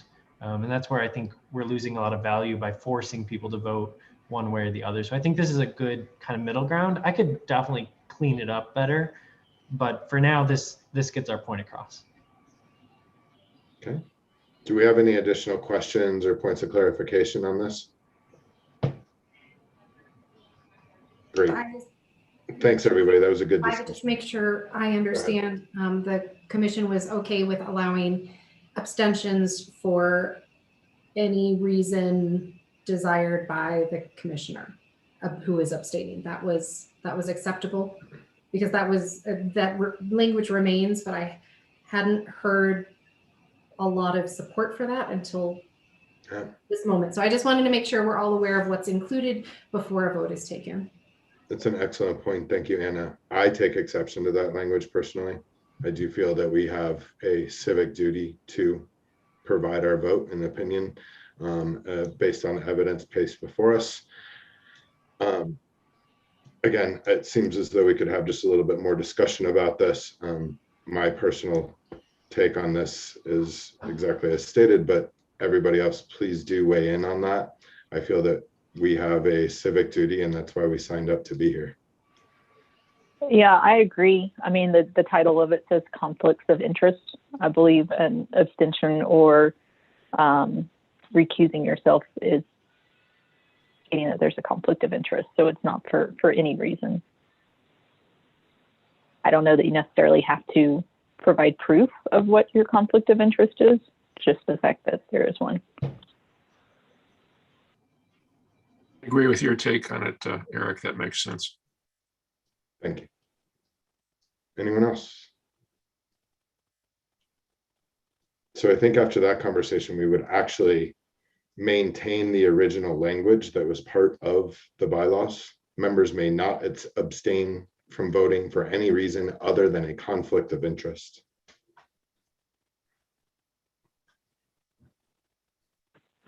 And if we need to, we can have an official vote and call that out. But if we have essentially a consensus in favor of what you just stated, Eric, I think we're fine to do what Jake is putting in there now. Okay. I definitely appreciate the sensitivity around the topic, though. It's a highly debated topic, across creating an open public forum and making sure that we're not detrimental to the process. And I think every one of us has the goal of being an asset. So we'll move forward that way. I believe that we've finished that up. Are we able to move on to the next topics?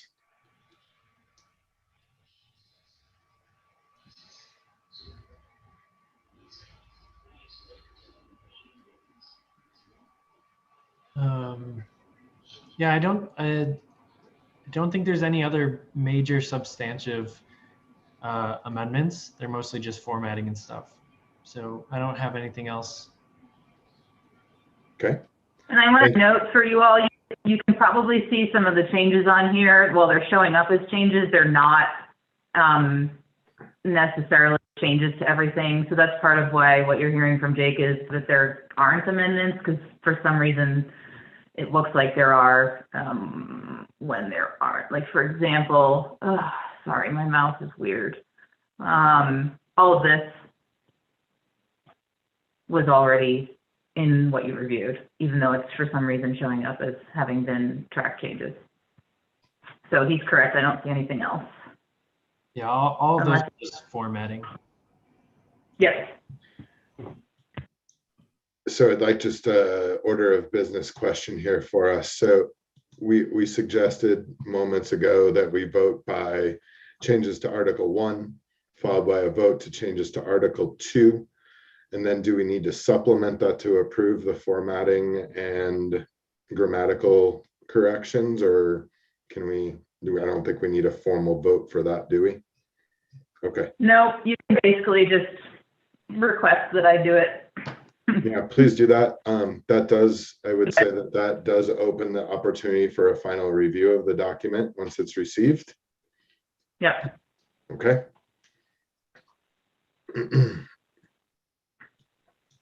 So Jake, as you were largely the one leading the call for this here, I would like to put something on your plate to help lead the call for the vote for the changes to Article 1 and summarize what those changes are for us very quickly so that we can call for a vote. Sure. I move to approve the amendments to Article 1 of the bylaws to include the additional language in Section 5 for the secretary and formatting changes. Jennifer, go ahead. I second the motion. Thank you. Can we call for a vote, please? Franz, Yes. Carius, Yes. Nicholson, Yes. Lind, Yes. Williford, Yes. Goodenough, Yes. Steele, Yes.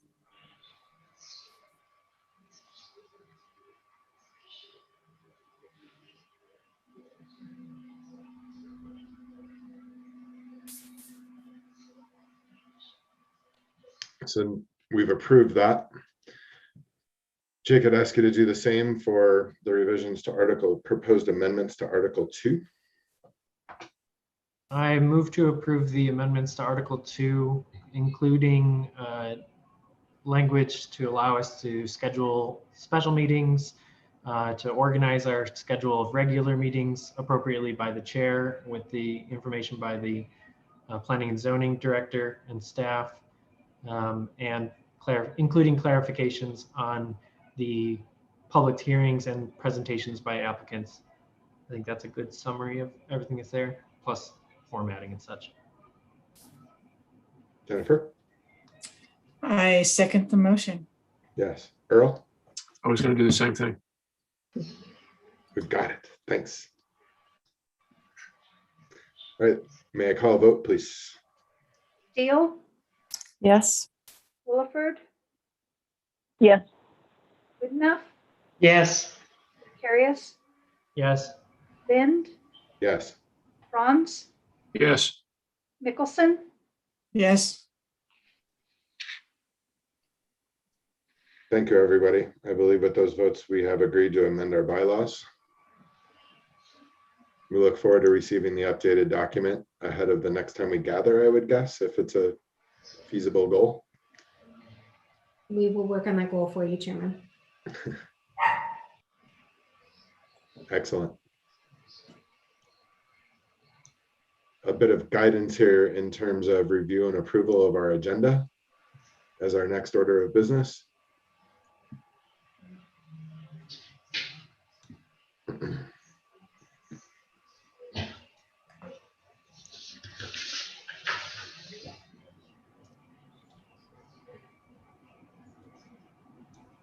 Disposition of the minutes. And that follows that was the last minutes from the previous iteration of the land use. Is that correct?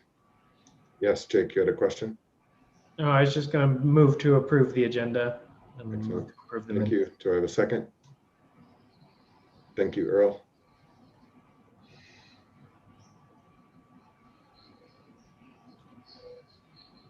Petitions and communications. Chairman, could we have review of the minutes? And since it is a little bit different situation where the Land Use Review Commission is reviewing and approving minutes from the Planning and Zoning Commission, I'd invite Ms. Franciscani to walk us through the reasoning behind that. Yes, please. So I did some research for this as well, because the question of changed boards or changed board personnel had been raised. And this will serve us well in the future, I think, as well. So board members may legally approve minutes of meetings that took place before they were elected. The research that I found suggests that they also should go ahead and approve those minutes unless they have specific, reliable information or evidence that the minutes are not accurate. This flows from the legal recognition of a local government as a continuous body, even though the individuals who serve on boards change over time.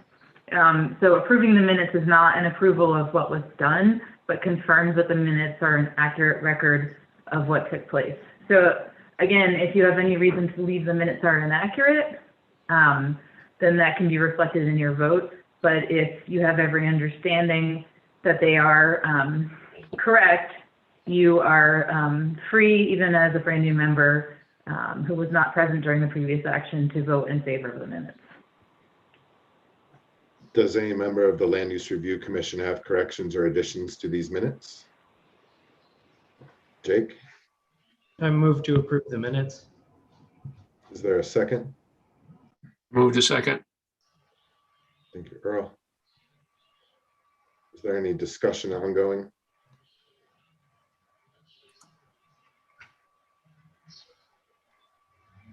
Excellent. Will we please call the roll? Williford, Yes. Nicholson,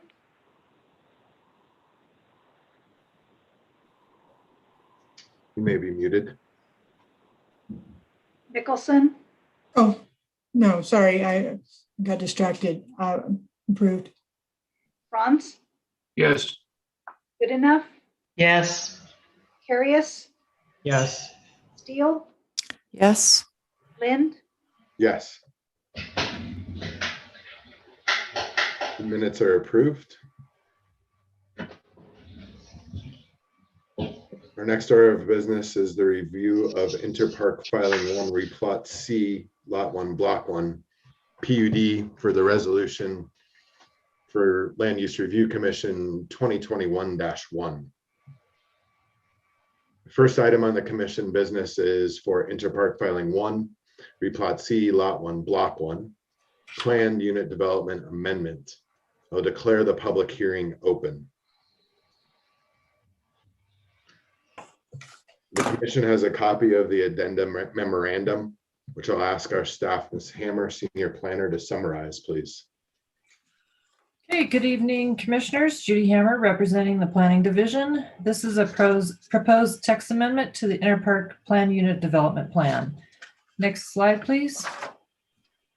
The applicant, United Properties LLC, is requesting a text amendment to permit light industrial uses on the subject property and to add data center as an allowable use under the light industrial use category. If approved by the City Council, this would be the Fourth Amendment to the Interpark PUD. The next slide, please. The property is located at 11280 West Reed Place at the northeast corner of West 112th Avenue and Reed Way, and identified as being within Planning Area 1 of the Interpark PUD.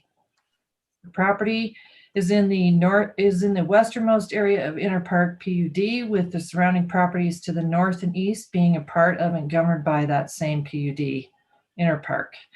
To the north of the site are two light industrial flex buildings, one that is approximately 120,000 square feet, and the second that is 107,000 square feet, and they are both office industrial flex buildings.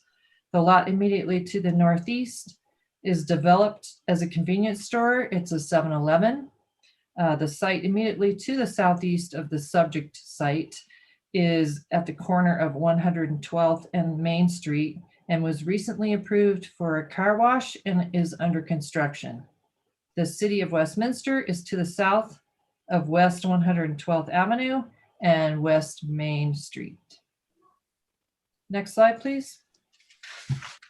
The land use designation for the site is mixed use commercial. The proposed light industrial uses are consistent with the intended mixed use commercial uses. Next slide, please. This drawing depicts the Interpark PUD boundaries. 112th Avenue is to the south. Main Street is at the eastern boundary. Reed Way encircles part of the Interpark PUD with Burlington Northern Santa Fe Railroad as western boundaries. Reed Way also swings down north-south and is at the northern end of the PUD. Planning Area 1 includes Lot 1, Block 1, the property that would be affected by the PUD amendment, and that's outlined here in blue. And the lot with the 7-Eleven and car wash are just immediately to the east. Light industrial uses are permitted to the north in Planning Area 2. The property to the west of the subject site, which is right underneath the text that I have, subject site, is designated as public, quasi-public, and is developed for a school. It's the Jefferson Academy. Next slide, please. On the left of this table lists existing approved business uses for the planning area on the left. The proposed light industrial land uses are listed on the right. The light industrial uses are designated on the property to the north, and the area is built out with two large office industrial buildings, as I had indicated earlier. The proposal would add the light industrial land uses, including the data centers highlighted here in yellow for ease of reference as permitted uses to the west of the Planning Area 1. The future site development plan, urban renewal site plan approval is required to develop the subject project area. The applicant has submitted this application for a development review for the site plan and a final plat. They just did last week. Next slide, please. During the concept meeting for the PUD amendment, members of the Planning and Zoning Commission and City Council indicated general support of the proposal. They noted the importance of continuing to work with Jefferson Academy to ensure compatibility with the school and mitigating traffic impacts with regards to the school and students, employees. Several council members were not in favor of potential data center. In April, City Council reviewed the concept plan for an industrial flex building. During the meeting, they voiced general support of the building and again stressed the importance of continuing to work with Jefferson Academy, finessing the architectural elements on the building to ensure high quality materials and fenestration. Given that West 112th Avenue is a gateway into Broomfield, they noted that it is very important to ensure a quality image per the original Broomfield neighborhood plan. Next slide, please. The city and county of Broomfield standard public notice requirements have been met for this case. Signs were posted, mailed, and published in the Broomfield Enterprise. Next slide, please. Staff has identified the following key issues with regards to the proposed PUD amendment: parking lot, traffic, and truck access management. Should light industrial uses be permitted on this lot during the site development plan process, careful consideration should be given to parking lot, truck traffic, and access both from and to the site. Jefferson County Academy is, of course, located immediately to the west and across the street. And regardless of the use, the parking lot on the subject property should be managed to ensure that students and/or parents do not opt to park there and then cross the street to get to school. Additionally, uses which may require semi-truck access, such as deliveries, should be carefully designed to ensure that semi-trucks continue to utilize only West 113th Place rather than Reed Way. There are currently signs along the surrounding streets that direct truck deliveries from Main Street to West 113th Place and prohibit large truck traffic from using Reed Way. The second key issue is the gateway image along West 112th Avenue and architectural design of light industrial flex building. As noted in the original Broomfield neighborhood plan, this area is a gateway into Broomfield and is highly visible along the US 36 highway corridor and West 112th Avenue. As such, there should be careful attention towards building placement and design so that this development presents a welcoming, high-quality image. Per the Interpark PUD's building design standards, new industrial flex buildings shall be architecturally similar to industrial flex buildings along the US 36 corridor. It will be important to ensure that any light industrial uses proposed on this lot are carefully sited and designed to ensure that this presents an attractive gateway image identifying and welcoming travelers. Landscaping should also be carefully sited and enhanced along West 112th Avenue to help promote this, and truck docks should be disguised or screened at the eastern elevation. Thank you, commissioners. This concludes staff summary presentation. The applicant's team is available to make a brief presentation and to answer any questions you may have. Thank you, Mrs. Hammer. The applicant presentation is now in order. Is the applicant or applicant's representative present? Yes, present. Excellent. Good evening. Do you wish to be heard? Welcome. Yes, I do wish to be heard. Thank you. Can you please identify yourself? Yes, thank you. I'm Megan Turner. I'm with United Properties. We are the developer and the applicant here tonight. I'm presenting this in front of you, so thank you. Fantastic. The floor is yours. Wonderful. Well, good evening. Thank you so much, Judy, for that great presentation. It was very thorough, and I know we've had you guys have had long discussion tonight, so I'll keep it pretty brief. If you could go to the next slide, please. Just really quickly about United Properties. We are a commercial development company. We have been in Denver for about 16 years, but we're over a 100-year-old company. And we actually developed the two industrial buildings to the north of this property. And we were the original developer on the 7-Eleven and the retail lots as well here. So we have developed a lot of industrial in the Denver market. This is kind of our main product type now. We develop retail, senior housing, and industrial in this local market. Next slide, please. So this PUD amendment request is a text amendment. As Judy mentioned, it is for Planning Area 1 or a portion of it, and it really is just to add the light industrial uses that are already designated and allowed on the northern portion of the property on this specific area of the site. This would add the light industrial and the data center. Data center would be the new use that we're requesting here as well. And again, this is already defined by the existing PUD. All the definitions of what are allowed are specifically listed out in the PUD. You can go to the next slide, please. So really, when we were originally developing this overall site, the southern portion that you see there, including the 7-Eleven and where the car wash is under construction right now, that was all slated for retail and hotel development. This particular pad, we've been marketing for retail and hotel for the last few years. And as many of you may know, that demand has shifted, especially given the pandemic recently over the last year here. And we want to be able to activate this site and really serve the Broomfield community and the Broomfield tenants that we're seeing in this market. And ultimately, industrial is something that, and this light industrial use is really something that we see a strong demand for in this corridor. Really, the building that we're proposing here is going to be very similar to what's proposed across the street. And I'll show a site plan as well. I know this is just for the PUD text amendment. I think it gives some good context surrounding what we'll be requesting for site development, our site development application later this year. But tenants in this market, they really have few options to lease in the Northwest Corridor. So we see a lot of tenants coming from Boulder County, even coming from Denver that want to be near the employment base that is so strong in Broomfield and on the Northwest Corridor. The size building that we can construct here is really accommodating to a single freestanding building for one tenant that might want to lease or own their building. So we have a lot of flexibility for these future users.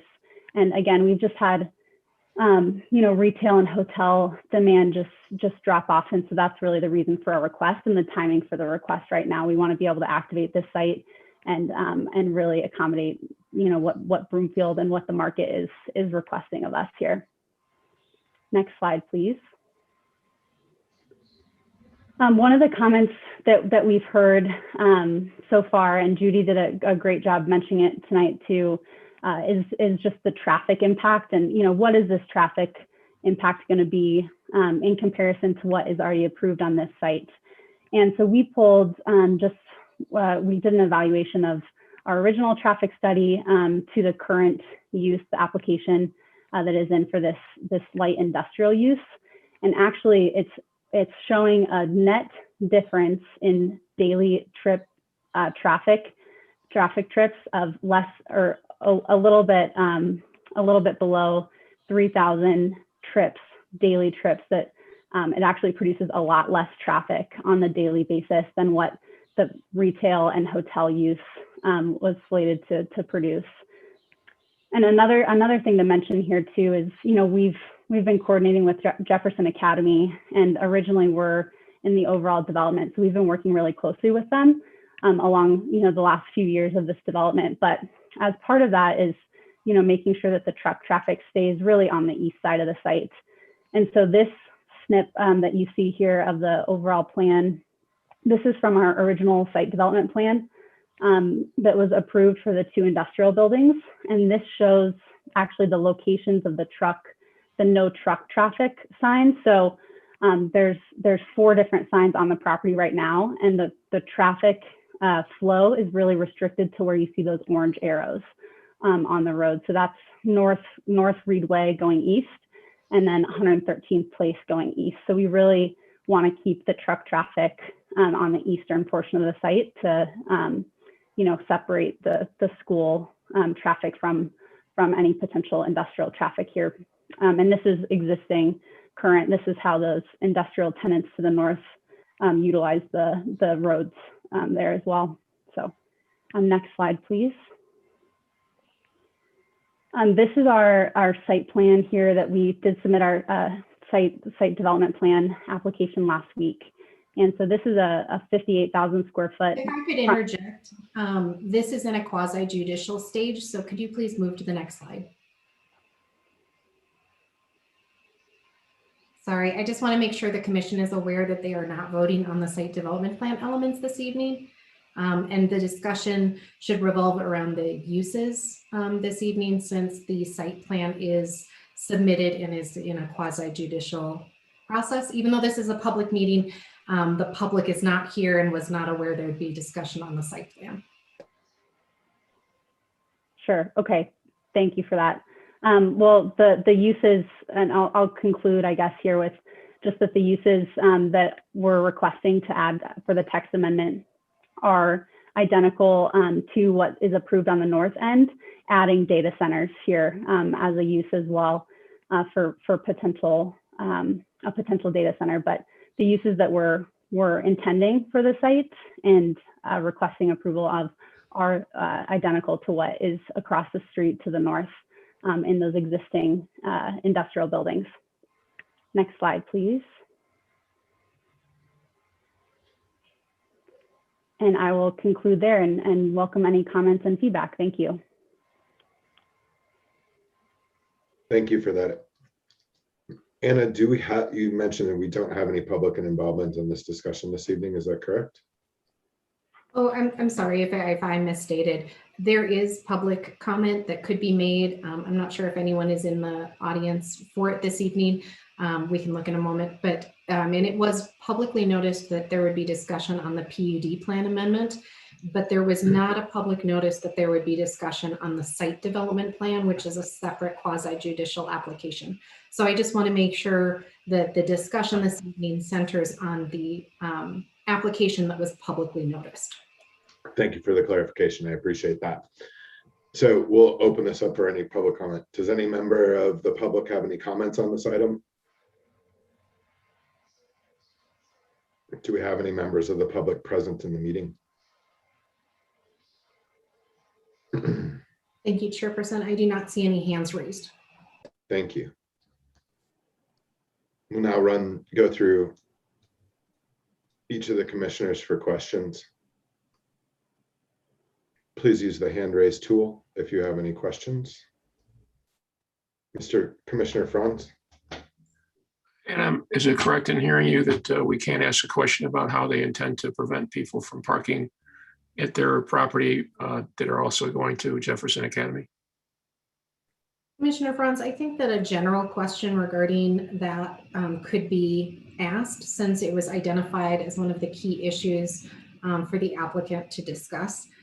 But I would ask that the commission not discuss the details of what had been shown in terms of the site, the specifics of the site plan the applicant is bringing forward. But in general terms, the applicants can certainly talk about the ways that they are approaching the parking.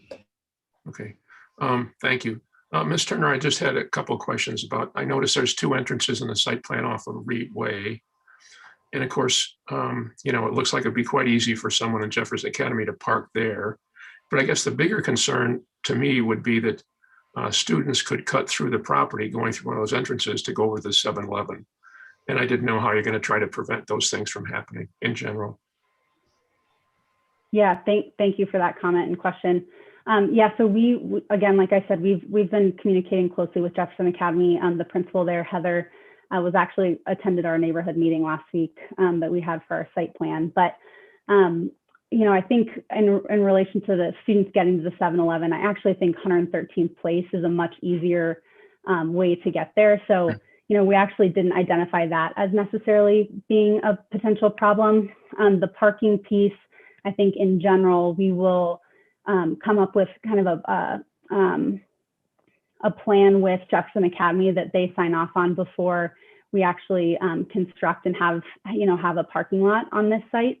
We had a lot of discussions with Heather, the principal, about, you know, what that looks like in terms of kind of notice periods. We'll have, you know, somebody that is on site representing, you know, the ownership groups during peak hours. So, you know, it sounds like actually pickup time potentially will be the most challenging for that. And so, you know, making sure we provide warnings. We'll actually have no parking signs or private parking for, you know, this no parking for Jefferson Academy, some kind of signage on the property to identify that that's not allowed, but then kind of take additional steps if parking does occur there by the students and the parents, you know, ticketing, towing, those kind of items to really prevent that. Sounds like they've actually, you know, dealt with this with other developments in the area before our site was here as well. So there's some ways that we can mitigate that together and make sure that we're on the same page with Jefferson Academy and the administration on how we want to do that, because they know their students and teachers best. No, thanks for your response. And so the employees in your building would have something, a tag or something in the car, so you'd know that they're an employee. Is that correct? Yeah, or I think, you know, it sounds like it'll be pretty apparent when, the certain times of day when the students or parents will want to park there and go run across the street and grab their kids, which we want to prevent, definitely. So I think there could be a number of different ways that we could manage that, but it likely will not be, parking all day, or it sounds like it'll be kind of during the peak times is when the school has is thinking that could be an issue. Thanks for your response. Anything else? Earl? No, thank you. Thank you. Commissioner Carius had his hand up next. Hi, what is the expected time of day use for the building or the proposed changes to the industrial light use? When are the common times that these types of operations are, active on the property? Yeah, so I would say, again, really similar to the light industrial uses kind of in the area and in the neighborhood, but additionally, the two buildings that are just across the street, typically it's normal kind of daytime uses. A lot of these tenants have kind of varied delivery hours, or they're not super specific especially right now, we don't have a particular tenant that we're constructing or coming and applying for this amendment for. So, but I would say in general, it's, especially in this corridor, really kind of normal daytime hours, business hours. And what is the kind of typical noise, that goes on with these kind of industrial light uses, particularly with the school nearby? And being a teacher myself, the most annoying thing ever is when you can't even talk to your students 10 feet away from you and you're trying to give a lecture. That's kind of one of my larger concerns. Without knowing a kind of set here, some of the different operations, carpentry shops, the packaging, repairs, maintenance, those could be relatively loud services that could be disruptive to community, the education nearby. Yeah, I think that's a great point. And the buildings across the street, the tenants that we have in there they're not overly noisy. And whatever the tenant is going to be, they're going to need to comply with code, right? I mean, that's the basic kind of bottom line, I guess, there. But we haven't experienced that as being an issue in the two buildings that we lease across the street.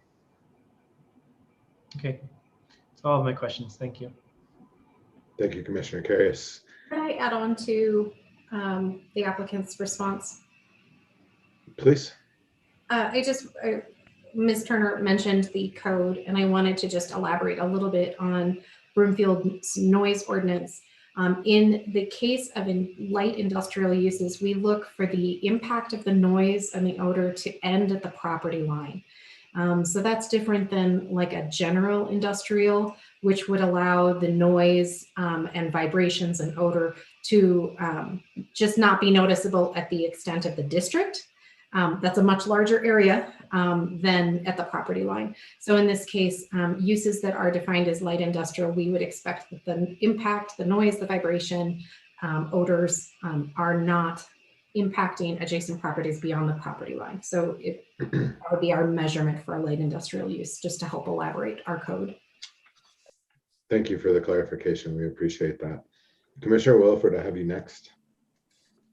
Yes, my question would be, you had presented this as a data center, and that was the request for having the light industrial, but you mentioned that you don't have a tenant. So is this slated to be a data center, or is it slated just to be a multi-use light industrial complex? Yeah, thank you for that question. And I know we're keeping kind of the PUD item separate, so I'll do my best here as well. So what we're requesting is to add light industrial uses and add a data center to approved use on this piece of property. So the application that has come in separately is for a light industrial use similar to what's across the street. But we would like to add a data center for flexibility in the future.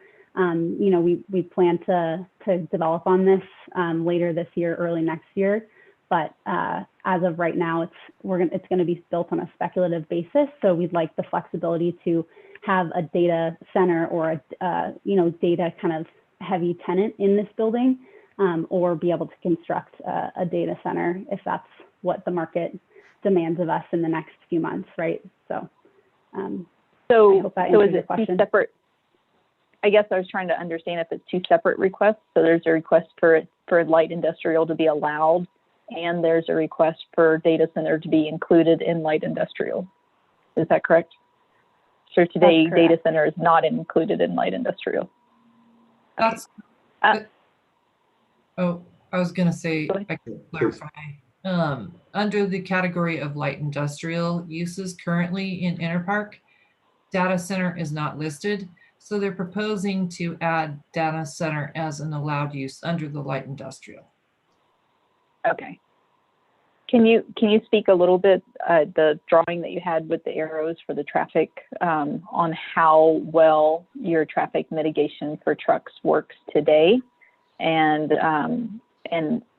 if you see any additional conflicts with this building being closer to that 112th entrance? Yeah, so I think it works well today. And again, we know that by, you know, close communication with Jefferson Academy as well. I mean, that was really the intent behind keeping the traffic pattern on the eastern edge of the site. I do think that actually, you know, the best way to get in and out of this site, because of how we're going to configure the access, and there's actually already an access point on the site that was approved that we're planning to adjust, that will allow the truck traffic to be better positioned to go east on 113th to that lighted intersection. So the way that we're configuring, that we're planning to configure the site there, getting to Reed Way is actually not convenient, even though there is a light at that Reed and 113th, or I'm sorry, Reed and 112th intersection. It's really not going to be very accessible from, you know, truck traffic, and that's really intended for auto use. Is the thought behind the design. Okay. Yeah, I used to drive that to work every day, and it would back up pretty bad on 112th. Once the tunnel opened up, it helped a lot. So I would just hate to see any trucks trying to turn left in and out of on 112th and causing traffic concerns, because that road's not as well developed as Main Street. So thank you. Commissioner Mickelson. I just wanted to I don't know if it's for Anna or I noticed that they have breweries and bars, pubs as in the light industrial, and I wonder whether or not that's an appropriate use across the street from a K through 12 school. And I'm debating it in my head because, if I was in 12th grade, boy, wouldn't that be a great thing to have across the street, because you might want to try to sneak in. But on the other hand, I just don't think that whether it's having people participating in alcoholic beverages, getting in their car when there might be kids on foot on their way home from school, whether that's a good, appropriate. So, to me, Ms. Turner, I would certainly hesitate to put that towards the top of the list of businesses to put on that location. Other than that, I am very familiar with your other buildings that your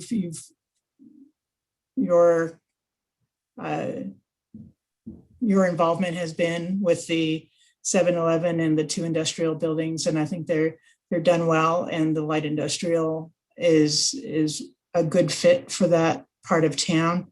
And it's I think it's a reasonable request. That's all.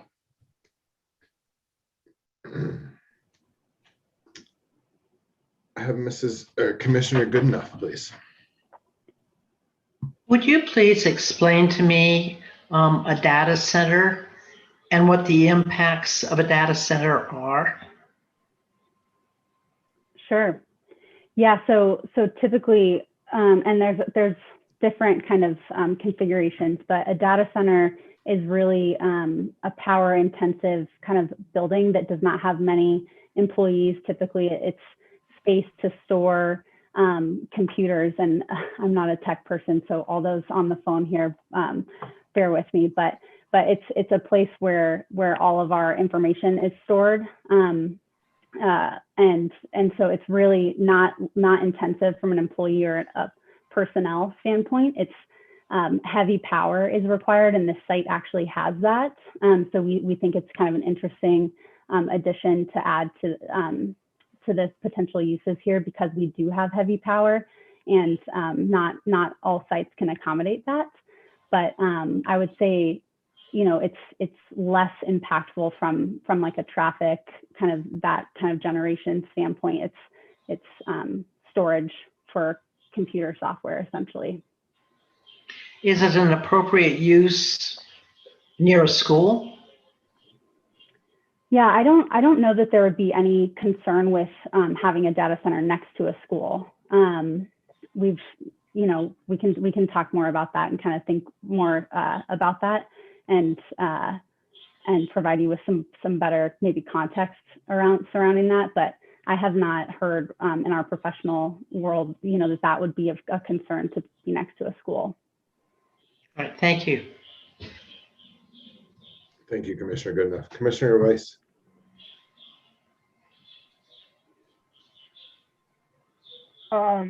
Just a question about data centers in general. I was reading about the amount of truck bays and all those kinds of things that were going to be asked for.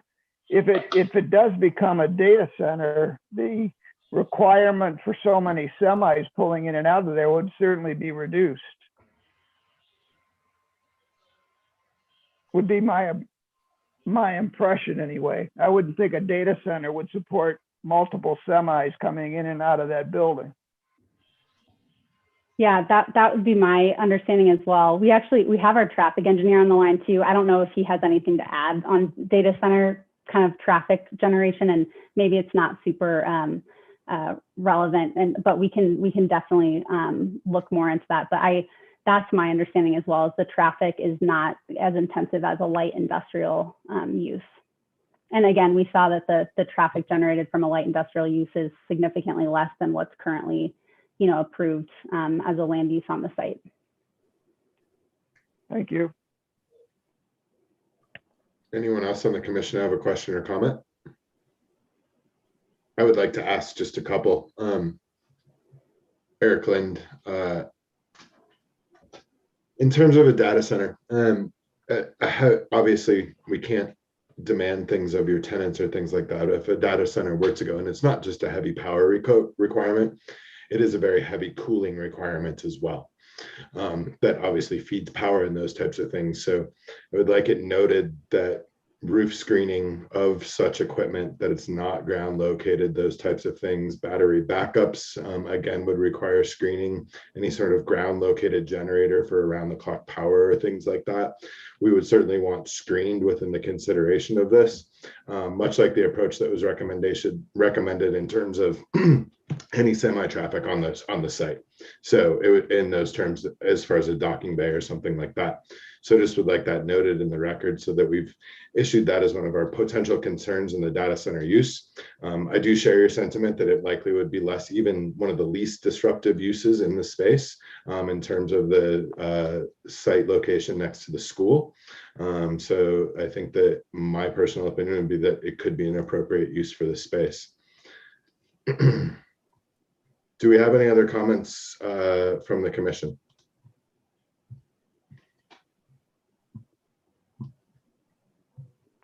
Ms. Turner, do you have any closing comments regarding your presentation? It looks like there's one hand up. Oh, yes. Commissioner Karras, please. Yeah, I think my only concern with the plans for light industrial is that this really creates kind of a dead zone between the existing neighborhood and the school that's nearby, as well as future neighborhoods, you know, located further to the west. And it's just kind of really disconnected from the other sections. This, you know, taking a look at the industrial light uses to the north, you know, one of the major concerns written in the comprehensive plan is that this is one of the entrances facing to the city of Broomfield. And honestly, riding my bike, already nearly impossible down those sections, which, as you all, you know, will be meeting at town hall soon. I'll be riding my bike to town hall past this section every single week. And it's incredibly boring and traffic is incredibly quick. And it's just really disconnected. And I really take issue with, putting different uses here that are not going to build off of the existing school uses or build off of the existing neighborhoods, but rather creating a dead zone between the homes further east, the homes to the west, and really isolating the school from any other services. Also, just not being really the entrance to the community that I'd be imagining, especially as that will be leading directly to, the Broomfield downtown center and areas around it. I'm not thrilled by the use change. Not that I'm thoroughly opposed, I just don't find it to be an amazing use of the land space, particularly cutting off the school in so many ways. The only way in and out of that school is going to be 112th Avenue. It's going to be surrounded by industrial uses. There's parks to the north that are also surrounded by industrial uses. There will be an apartment across the railroad to the west, the apartment buildings that are being created, as well as where I live over to the west.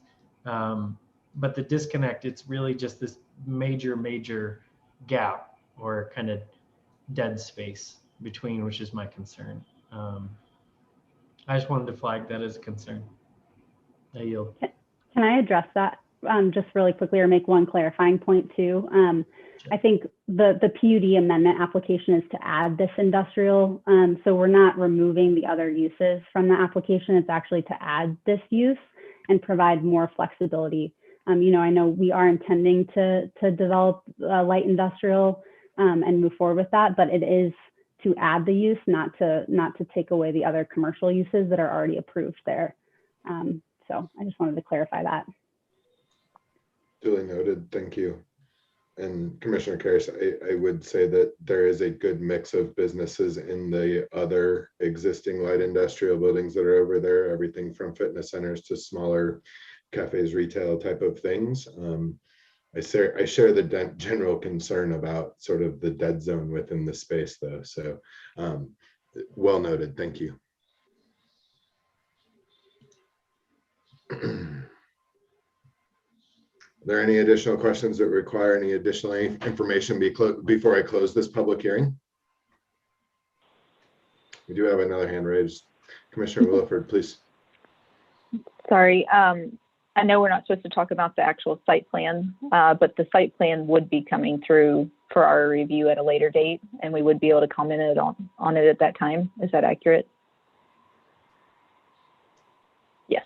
Okay. Yes, yes, that is. I'm sorry, it took me a second to find the microphone, but yes, you're correct.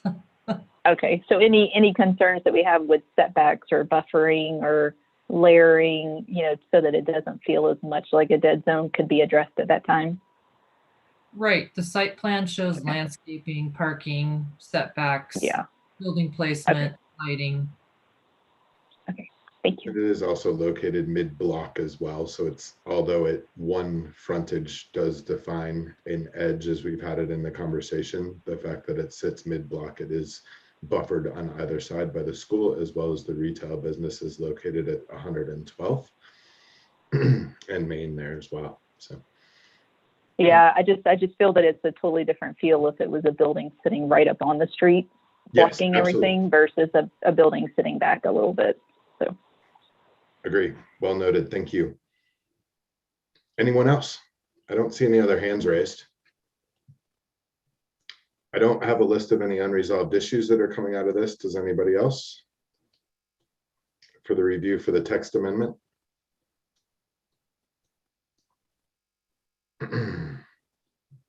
If not, I'll declare this public hearing officially closed. We'll now proceed to the resolution. Recommending approval with or without conditions, or a resolution denying Interpark filing number 1, replot C, lot 1, block 1 PUD amendment to add data center under the category of light industrial uses to permit light industrial uses within Interpark filing number 1, replot C, lot 1, block 1 of the Interpark PUD. What is the pleasure of the commission?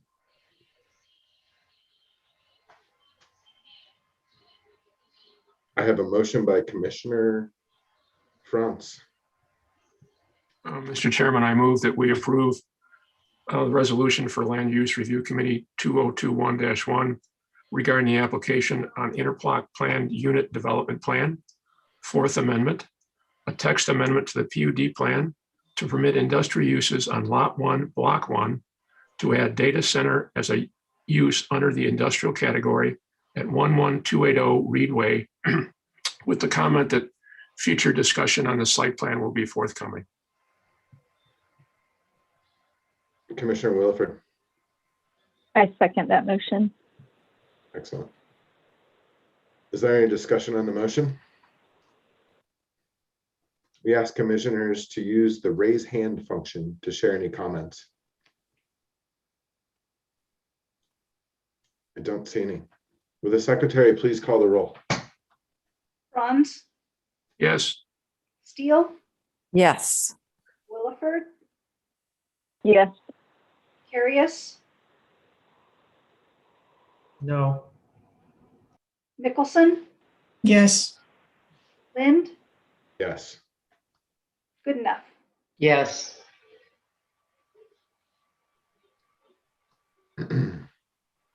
The motion to adopt resolution LURC 2021-1 has passed with a vote of, please correct me if I'm wrong here, Secretary, 6-1. Thank you, Nanette.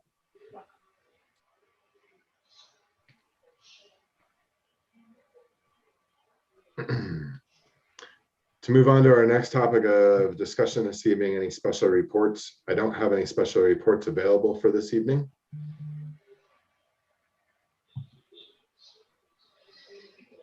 So this is the ambiguous commissioner's corner piece of tonight. I guess we could define what that might mean. Those of you who have served on this commission before, I would look for your chance to weigh in. I guess it's a bit of a chance for us in a public forum to wrap up any additional discussion on topics, essentially. That's sort of how I would look at it, I guess. Is there any other business to come before the commission? Please raise your hand. Excellent. I will adjourn this meeting. There's no further business this evening. The meeting is adjourned. Thanks, everybody. We stumbled through it a little bit. Thank you. That was a great Nice meeting. job, everyone. Good night. Thank you. Good night, all. Thanks. Good night. Good night. Good night.